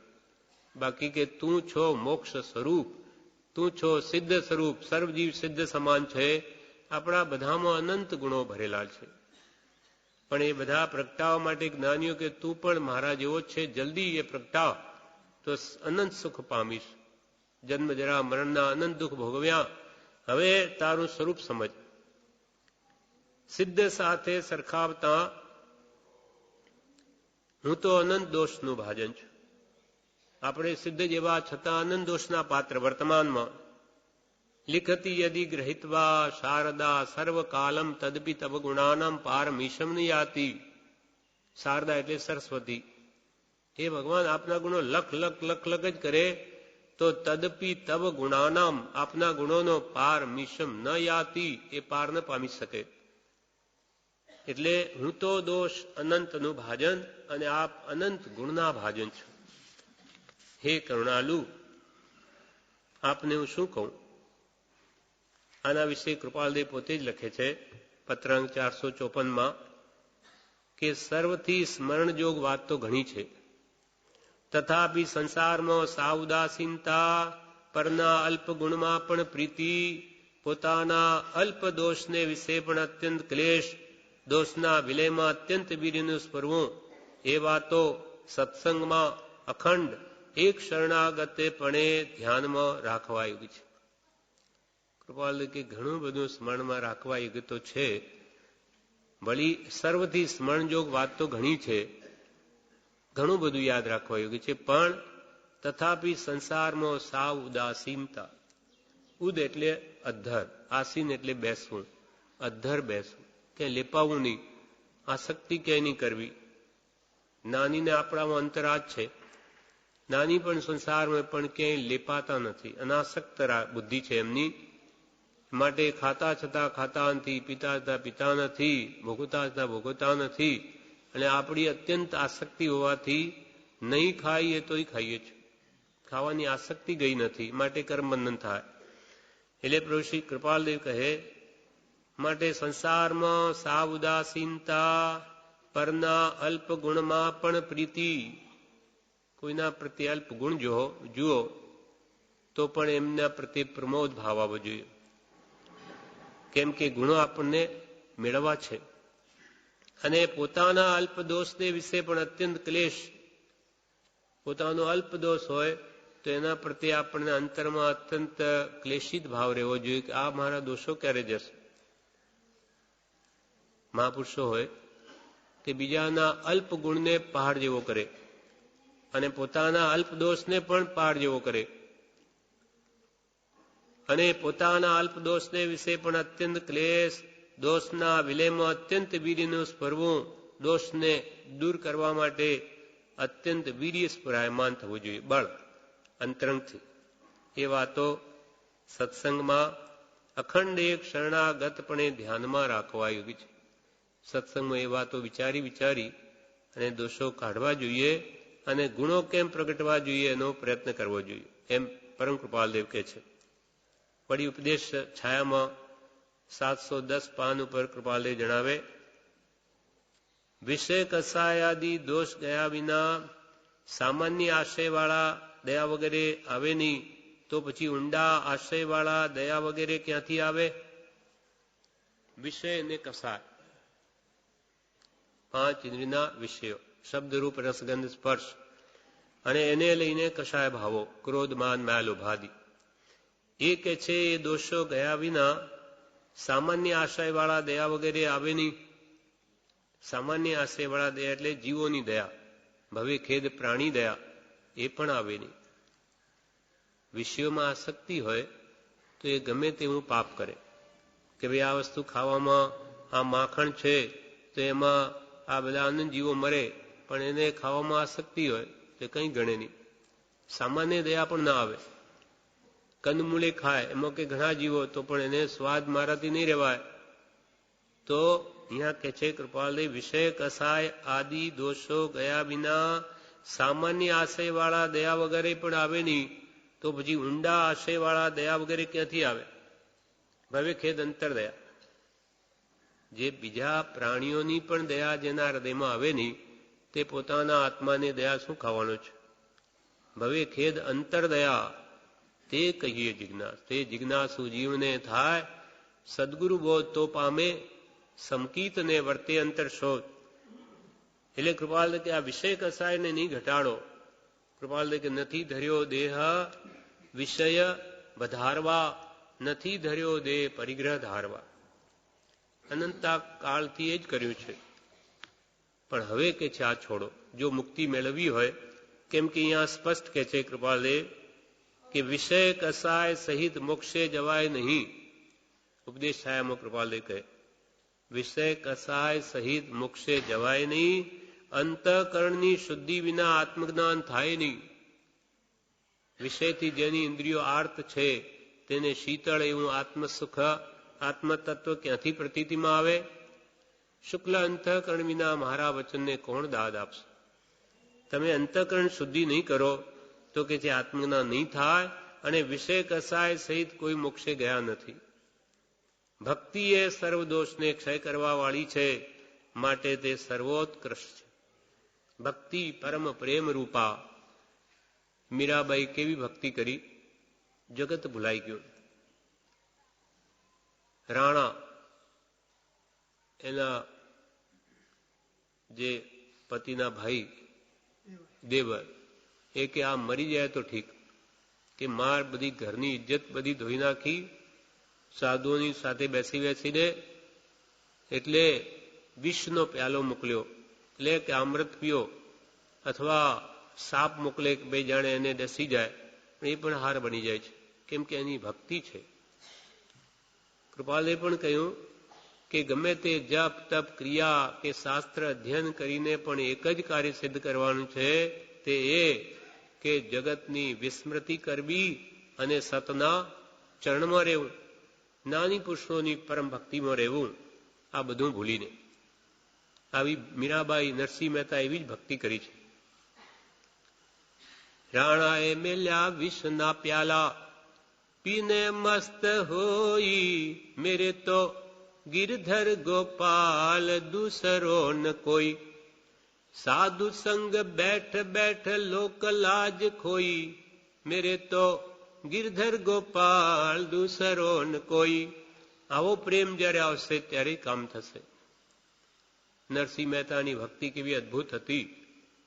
એ એમને કોઈ દિવસ ભગવાન પાસે માગ્યું નથી. નરસિંહ મહેતાની ગરીબાઈ ઝૂંપડી પ્રસિદ્ધ છે, પણ ભગવાન પ્રત્યે કંઈ ન માગે. એવી ભક્તિ જ્યારે આવશે ત્યારે કૃપાલદેવી પણ એ જ કહ્યું કે વિષય કસાદી દોષ ગયા વિના સામાન્ય આશયવાળા દયા વગેરે આવે નહીં, તો પછી ઊંડા આશયવાળા દયા વગેરે ક્યાંથી આવે? વિષય કસાય સહિત મોક્ષે જવાય નહીં, અને અંતઃકરણની શુદ્ધિ વિના આત્મજ્ઞાન થાય નહીં, અને ભક્તિ એ સર્વ દોષને ક્ષય કરવા વાળી છે, માટે તે સર્વોત્કૃષ્ટ છે. ભક્તિ આવે તો આપણા બધા, હું તો દોષ અનંતનું ભાજન છું કરુણાળ, એ બધા દોષો ભાગવા માંડે.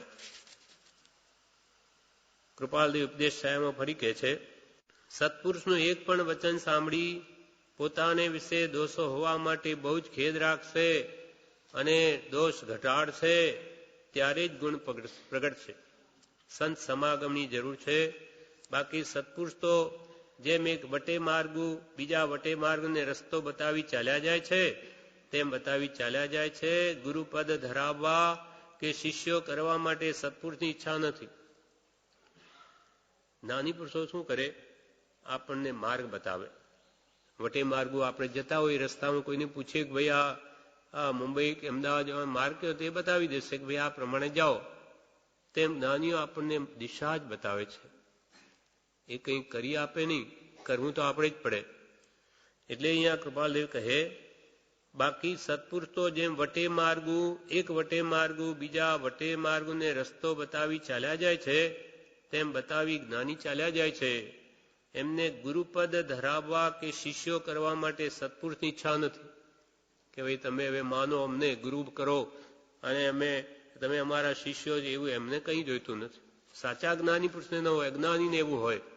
એ તો કે તમે તમારું કલ્યાણ કરો, અમે માર્ગદર્શન આપીએ છીએ, તમે એ પ્રમાણે વર્તો તો તમે પણ શાશ્વત સુખના ભોગતા થઈ જશો. હવે પ્રભુશ્રીજી કહે, હું તો દોષ અનંતોને એના વિશે કે આ તત્વજ્ઞાનમાંથી દુહા 20 છે તે મુખપાઠ કરવા અને રોજ બોલતા એવી ભાવના કરવી કે હે પ્રભુ, હું તો અનંત દોષનો ભરેલો છું. કયા કયા દોષ? તે પણ પ્રભુશ્રી કહે, ક્રોધ, માન, માયા, લોભ, વિષય, કામ, પ્રમાદ વગેરેથી હું તો ભરેલો છું. મારામાં તો ભગવાન આવા દોષો છે. એવી દીનત્વની ભાવના કરવી બહુ સમજવા જેવા 20 દુહા છે. પ્રભુશ્રી કહે છે 5310 ઉપર ઉપદેશામૃતમાં કે બહુ સમજવા જેવા 20 દુહા છે. આ 20 ગાથા છે પણ બહુ સમજવા જેવી છે. અને બધું થઈને 10-15 મિનિટ બોલતા લાગે. જેમ જેમ સત્સંગ અને સત્શાસ્ત્રનો પરિચય વધે તેમ તેમ પોતાના દોષ જોવામાં આવે. પોતાનો દોષ આપણને કેમ ખ્યાલ નથી આવતો? તો કે સત્સંગ ખૂબ કરે અને સત્શાસ્ત્રનો ખૂબ પરિચય રાખે. ખૂબ સત્સંગ અને ખૂબ શાસ્ત્રો વાંચે, એમ જ ઉપયોગ લગાવે તો એના દોષો ધ્યાનમાં આવે. આપણા માટે શાસ્ત્રો એટલે પરમ કૃપાળુ દેવનું વચનામૃત એ સર્વ શાસ્ત્રોનો સાર છે. અને એને સમજવા માટે પહેલા પ્રભુશ્રીજીને બ્રહ્મચારીજીના બોધામૃતને ઉપદેશામૃત વાંચવા તો જ કૃપાળદેવનો આશય સમજાશે. તો એનો પરિચય રાખવો તો દોષો જોવામાં આવે ત્યારે લાગે કે મારામાં આટલા બધા દોષો ભરેલા છે.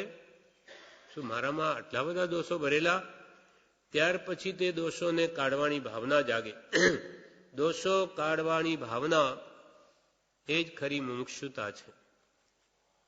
દોષો કાઢવાની ભાવના એ જ ખરી મુમુક્ષુતા છે. પણ પહેલા દોષો જણાય તો કાઢે, જણાય નહીં તો શું કાઢે?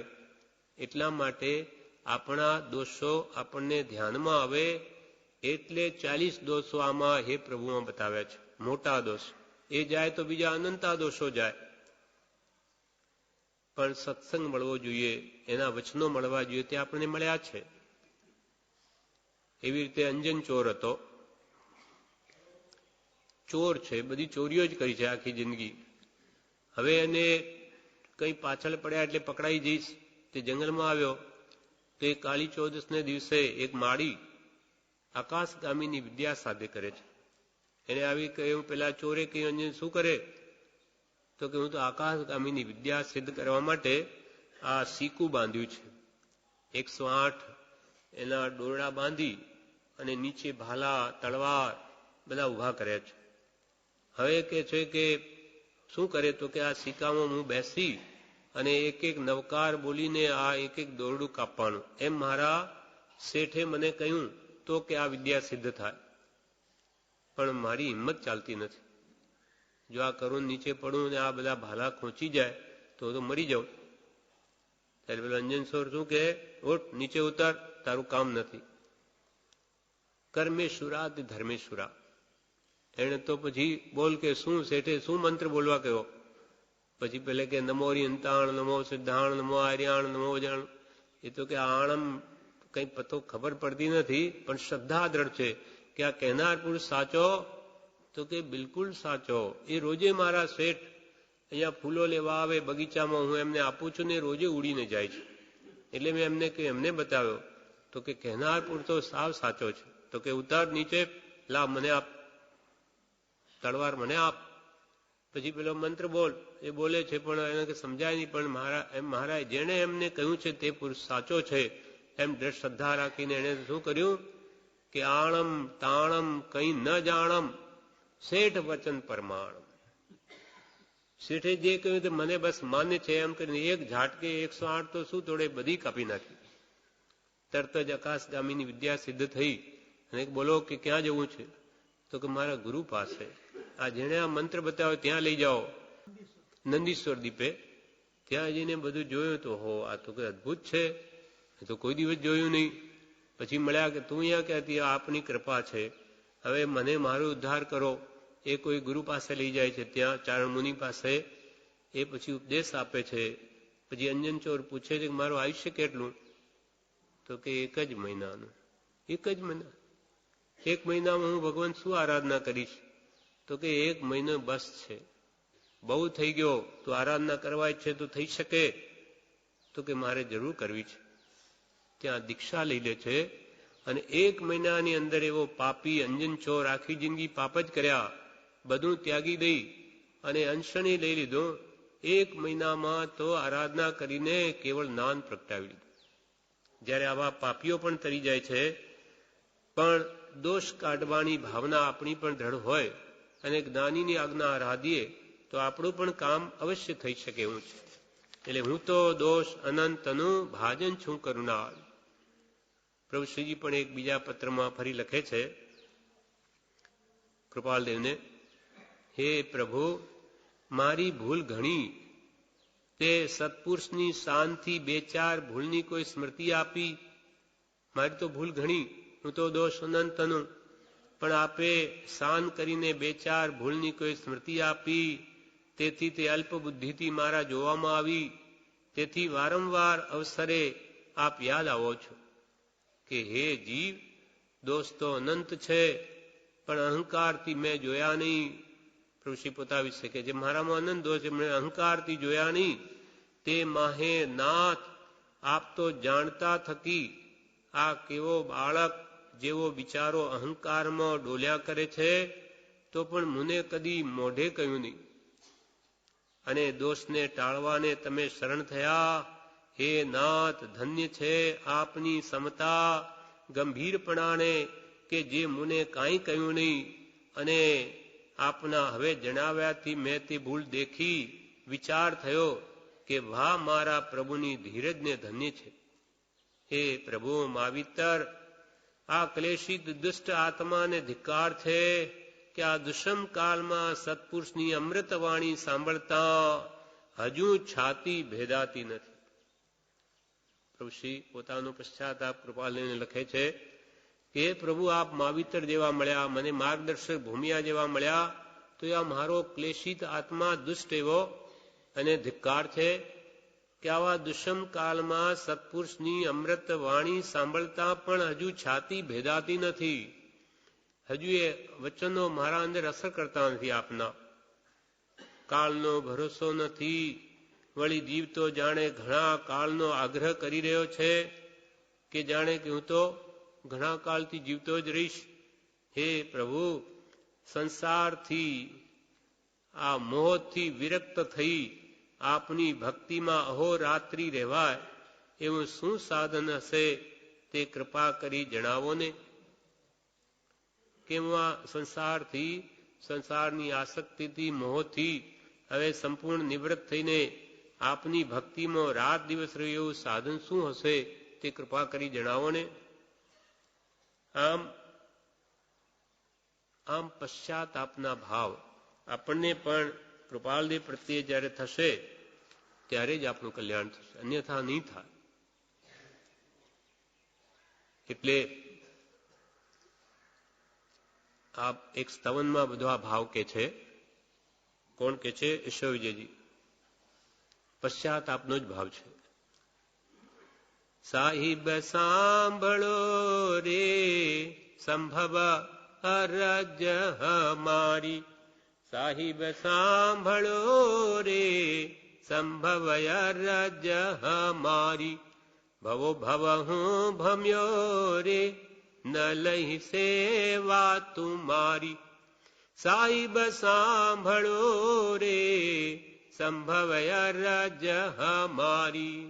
હે સાહિબ, હે ભગવાન પરમાત્મા મારી અરજ સાંભળો. સંભવનાથ ભગવાનને કે છે સાહિબ સાંભળો રે સંભવ અરજ હમારી, સંભવનાથ ભગવાન અમારી અરજ સાંભળો, વિનંતી સાંભળો. ભવો ભાવ હું ભમ્યો, અનંતકાલથી સંસારમાં ભટક્યો, નહીં લી સેવા તુમારી, સેવા મીન્સ આજ્ઞા, મેં આપની આજ્ઞા હજુ સુધી નથી ઉઠાવી, માટે હું ભટક્યો. ક્યાં ક્યાં ભટક્યો?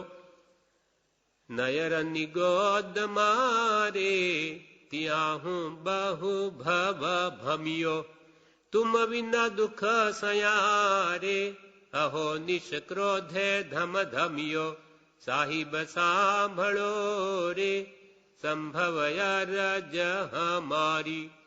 નયર એટલે નરક, નિગોદમાં, નરક નિગોદમાં. મોટો ભાગ આપણા આત્માનો એકેન્દ્રિયમાં જ જાય છે, અને એ બી 2000 સાગરોપમની અંદર અંદર લગભગ. જો આપણો આત્માનો મોક્ષ નહીં થયો તો આપણો આત્મા નિયમા નિગોદમાં જશે, નક્કી નિગોદમાં જશે. પછી બહાર આવતા અનંતકાલ લાગશે અને એકેન્દ્રિય થશે. પછી એકેન્દ્રિયમાંથી બેન્દ્રિય, એકેન્દ્રિય છે પછી બેન્દ્રિય થવામાં અનંતકાળ વયો જશે. બેન્દ્રિય, 3 ઇન્દ્રિય, 4 ઇન્દ્રિય મળતા 5, એમાં એક એકમાં અનંત કાળ જશે. પછી 5 ઇન્દ્રિય આવશે. પછી 5 ઇન્દ્રિય થઈને હાથી, ઘોડા, આ બધા પશુ થઈ શું કામનું? ભલે 5 ઇન્દ્રિયો છે એમને. તેમાં પાછો મનુષ્ય અતિ દુર્લભ. મનુષ્યમાં પણ અનાર્ય દેશમાં જન્મ્યો શું કામનું? મનુષ્યમાં પણ આ ઢેડ ભીલ ભંગી થઈ તો શું કામનું? તો આવો દુર્લભ જોગવાઈ બધી આપણને મળી ગઈ છે. આજે મનુષ્ય પણ થયા, બહુ પુણ્ય કર્યા, પુણ્યથી આવો શુભ દેહ. શુભ એટલે પુણ્યાનુબંધી, પુણ્ય બાંધી શકીએ એવો દેહ પણ આપણને મળ્યો. એટલે આપણે આ બધી ઘણી વસ્તુઓ આજે પ્રાપ્ત છે, પણ એનો આપણે પૂરેપૂરો સદુપયોગ ન કરીએ તો જ્ઞાની કે તારા જેવો કોઈ મૂર્ખ શિરોમણી નથી. નયરની ગોદ મારે ત્યાં હું બહુ ભવ ભમ્યો, તુમ વિના દુઃખ સયારે, તારા વગર બધા દુઃખ સહન કર્યા. જે સ્વરૂપ સમજ્યા વિના પામ્યો દુઃખ, અનંત દુઃખ પામ્યું. સમજાવ્યું તે પદનમું શ્રી સદગુરુ ભગવાન પરમ કૃપાળુ દેવે આ કાળમાં આપણને સમજાવ્યું કે તું તારા સ્વરૂપના અજ્ઞાનના કારણે દુઃખી છે. એ પામી લે તો બધા દુઃખો નાશ પામી જશે. તુમ વિના દુઃખ સયારે અહોનિશ ક્રોધે ધમ ધમ્યો. ક્રોધ કાળ જેવો છે. ક્રોધ આવે ત્યારે મા બાપને ન જુએ, મારવા પણ સામો થઈ જાય, ગમે તેમ બોલે, એને ભાન નથી. ક્રોધાંત કહેવાય. કામાંત તેની જેમ ક્રોધાંત. તુમ વિના દુઃખ સયારે અહોનિશ ક્રોધે ધમ ધમ્યો, સાહિબ સાંભળો રે સંભવ અરજ હમારી, ઇન્દ્રિય વસ પડ્યો રે પાળ્યા વ્રત નવી સુસે, ત્રસ પણ નવી ગણ્યા રે થાવર હણિયા હું સે. ઇન્દ્રિયોના વશ પડ્યો છું. આપણે 5 ઇન્દ્રિયોના વશ છીએ. એટલે કૃપાલય જીતેન્દ્રતાના પાઠમાં લખ્યું કે ઇન્દ્રિયોને જીતો, ઇન્દ્રિય જયવાન. ઇન્દ્રિયોને જીતીને તમે સંયમી બનો, નહીં તો ઇન્દ્રિયો તમને નરકમાં લઈ જાય છે, કશાય ભાવો કરાવે અને પછી ઠેઠ એવો નીચ ગતિમાં ઉતારી દે, પાછો ઉપર ઉઠવું ભારે પડી જાય. ઇન્દ્રિય વશ પડ્યો રે પાળ્યા વ્રત નવી સુમસે, હુંસથી આ વ્રતો નહીં પાળ્યા મેં ભાવથી. ત્રસ પણ નવી ગણ્યા. હાલતા ચાલતા જીવો પણ, આ જીવ જ્યારે આસક્ત હોય કોઈ પણ પદાર્થમાં, ત્યાં ગમે તેવા જીવો મરે તો એને એની લક્ષ ન હોય. ત્રસ પણ નવી ગણ્યા રે થાવર હણિયાંશે જળકાય, થળકાય, પૃથ્વી, પાણી, વનસ્પતિ, વાયુકા, એ બધા એકેન્દ્રી જીવો છે, સ્થાવર જીવો કહેવાય. એને પણ ખૂબ હણ્યા. એનું પણ આ જીવને કંઈ ભાન નથી. સાથી બસ અજ્ઞાન વશ વ્રતચિત્ત નવી ધર્યા રે, બીજું સાચું ન બોલ્યું, પાપની ગોઠડી રે, ત્યાં મેં હૈડલું જઈ ખોલ્યું. વ્રતોની પાળ્યા, સાચું ન બોલ્યું, આવી રીતે પાપની ગોઠડી જ બાંધી છે. આ હું તો દોષ અનંતનું, કેમ અનંત દોષ ક્યાંથી આવી ગયા? કે મેં આવા જ કામ કર્યા છે. ચોરી મેં કરી રે, 24 અદત ન ટાળ્યું, શ્રીજીન આણસું રે, મેં નવી સંજમ પાળ્યું. ચોરીઓ કરી અને અદત્ત લીધા, કોઈના અદત્ત એટલે ચોરી. જીન આણસું મેં નવી સંયમ પાળ્યું. નાની પુરુષોની આજ્ઞાથી મેં સંયમ અંગીકાર ન કર્યો. વળી કે છે નર ભવ દોહિલો રે, પામી મોહ વસ પડ્યો, પર સ્ત્રી દેખીને રે, મુજ મન ત્યાં જઈ અડ્યો. કામન કો સર્યા રે, પાપે પિંડ મેં ભર્યો. શુદ્ધ બુદ્ધ નવી રહી રે, તેણે નવી આત્મ તર્યો. નરભવ દોહિલો, દોહિલો એટલે દુર્લભ એવો માનવ દેહ પામ્યા છતાં પણ પામી મોહવશ પડ્યો. અહીંયા આવીને મોહમાં જ પડ્યો છું, હજુ ક્યાં ભાન આવે છે? એટલે કૃપાલદેવ કહ્યું કે શુભ દેહ માનવનો મળ્યો તો એ અરે ભવચક્રનો આંટો નહીં એકે ટળ્યો. અરે તને આવી બધી જોગવાઈ મળી ગઈ તો ભવચક્રના આંટા ઓછા ન કર્યા? અને જેમાં તું સુખ શોધવા જાય તે સુખ જાય છે. એટલે નરભવ દોહિલો પામી મોહવશ પડ્યો, પર સ્ત્રી દેખીને મુજમન ત્યાં જઈ અડ્યો. કામન કો સર્યા, પણ પાપે પિંડ મેં ભર્યો. પાપના પોટલા બાંધ્યા પર સ્ત્રી પ્રત્યે ભાવ કરીને. શુદ્ધ બુદ્ધ નવી રહી. શુદ્ધ ભાવ બુદ્ધ એટલે જ્ઞાન પણ નષ્ટ પામ્યું, તેણે નવી આત્મ તર્યો. તેથી આત્માનો ઉદ્ધાર કેવી રીતે થાય? લક્ષ્મીની લાલ ચેરે મેં બહુ દીનતા દાખી, તો પણ નવી મળી રે, મળી તો નવી રહી રાખી. આ પંચ મહાવ્રત જે મુનિઓ સર્વથા પાડે, શ્રાવક અણુવ્રત પાડે, મુમુક્ષુ પણ પાડે.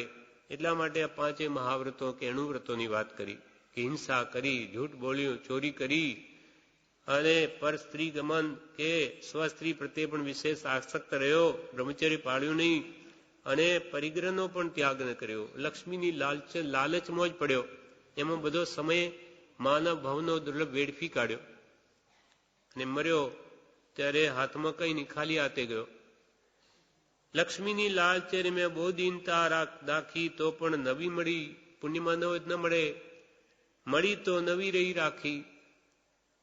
જે જન અભી લખે રે, તે તો તે હાથી નાશે, તૃણ સમજે ગણે રે, તેની નિત્ય રહે પાસે. જે જન લક્ષ્મીને બહુ ઈચ્છે તે તો તેનાથી દૂર ભાગે, અને તૃણ સમાન જે ગણે તેની રહે નિત્ય પાસે. યશોજીજી મહારાજ કહે છે આમ હું તો અનંત દોષનો જ ભરેલો છું. હવે આપ દયા કરીને મને સાચી સમજણ આપો કે જેથી મારો ઉદ્ધાર થાય. ધન ધન તે નરારે, એહન મોહ વિછોડી, વિષય નિવારીને રે, તેહને ધર્મમાં જોડી. તે નરોને ધન્ય છે કે જે પૈસાનો મોહ છોડી દઈ, પાંચ ના વિષયોને નિવારી, જેને ધર્મ જોડી. અનંત ભવ હું ભમ્યો રે, ભમતા સાહિબ મળ્યો, તુમ વિના કોણ દિયે રે, બોધી રયણ મુજ બળ્યો. તુમ અનંત ભવ તો હું ભમ્યો છું. કેમ કે જ્યાં આ જીવની શરૂઆત જ નથી તો અનંતકાળથી ક્યાં હતો? તો કે આ સંસારમાં જ, બીજું ક્યાં હોય? કે મોક્ષમાં તો ગયો નથી. મોક્ષમાં એકવાર જાય પાછા આવે નહીં. ચાર ગતિમાં જ રજડ્યો છું. શુભ કરે ફળ ભોગવે દેવાદિ ગતિમાં, અને અશુભ કરે નરકાદિ. નરક આદિ એટલે નરક તિરિંચાદિમાં ભમ્યો. કા શુભ ભાવ કર્યા તો આ દેવલોકમાં કે મનુષ્યમાં આવ્યો, બાકી મોક્ષ પામ્યો નથી, મુક્તિ થઈ નથી. એટલે કે છે અનંત ભવ હું ભમ્યો રે, પણ ભમતા સાહિબ મળ્યો. હવે ભગવાન આપની મને પ્રાપ્તિ થઈ છે. તુમ વિના કોણ દિયે રે, બોધિ રયણ મુજ બળ્યો. બળવાન એવી બોધિ રત્ન એટલે સમ્યક દર્શન, સમ્યક જ્ઞાન અને સમ્યક ચારિત્ર એ આપના વિના મને કોણ દિયે, કોણ બતાવી શકે? નાની જ બતાવી શકે. તુમ વિના કોણ દિયે રે, બોધિ રયણ મુજ બળ્યો. સંભવ આપજો રે, ચરણ કમલ તુમ સેવા. નયમ વિનવે રે, સુણજો દેવાધિ દેવા. સંભવનાથ ભગવાન હે પ્રભુ, આપના ચરણ કમળની મને સેવા આપજો. નયમ વિનવે, નય વિજયજી એમ વિનવે, સુણજો દેવાધિ દેવા એટલે અશોકજીના ગુરુ નય વિજયજી. એ કે છે નયમ વિનવે રે, સુણજો દેવાધિ દેવા. હે દેવોના પણ દેવ, તમે આ મારી વિનંતી સાંભળજો, અને હવે મારા અનંત દોષનો નાશ થાય એવો કંઈ ઉપાય સુઝાડજો. હું તો દોષ અનંતનું ભાજન છું કરણ. અનંત દોષનું પરિણામ હું અનંત દુઃખ પામ્યો છું દોષોના ફળરૂપે. માટે હવે બધા અનંત દોષો મારા અનંત ગુણરૂપ થઈ જાય એવી આપ પ્રભુ પ્રત્યે મારી પ્રાર્થના છે. માટે હે પ્રભુ શું કહું? આપ તો દીન અને અનાથના દયાળુ એવા નાથ છો, અને હું તો દોષ અનંતનું ભાજન છું કરુણા. હું તો અનંત દોષનું પાત્ર છું. આ પ્રમાણે પહેલી ગાથાનું વિવેચન પૂરું થયું. હવે આવતીકાલે બીજી ગાથા લઈશું.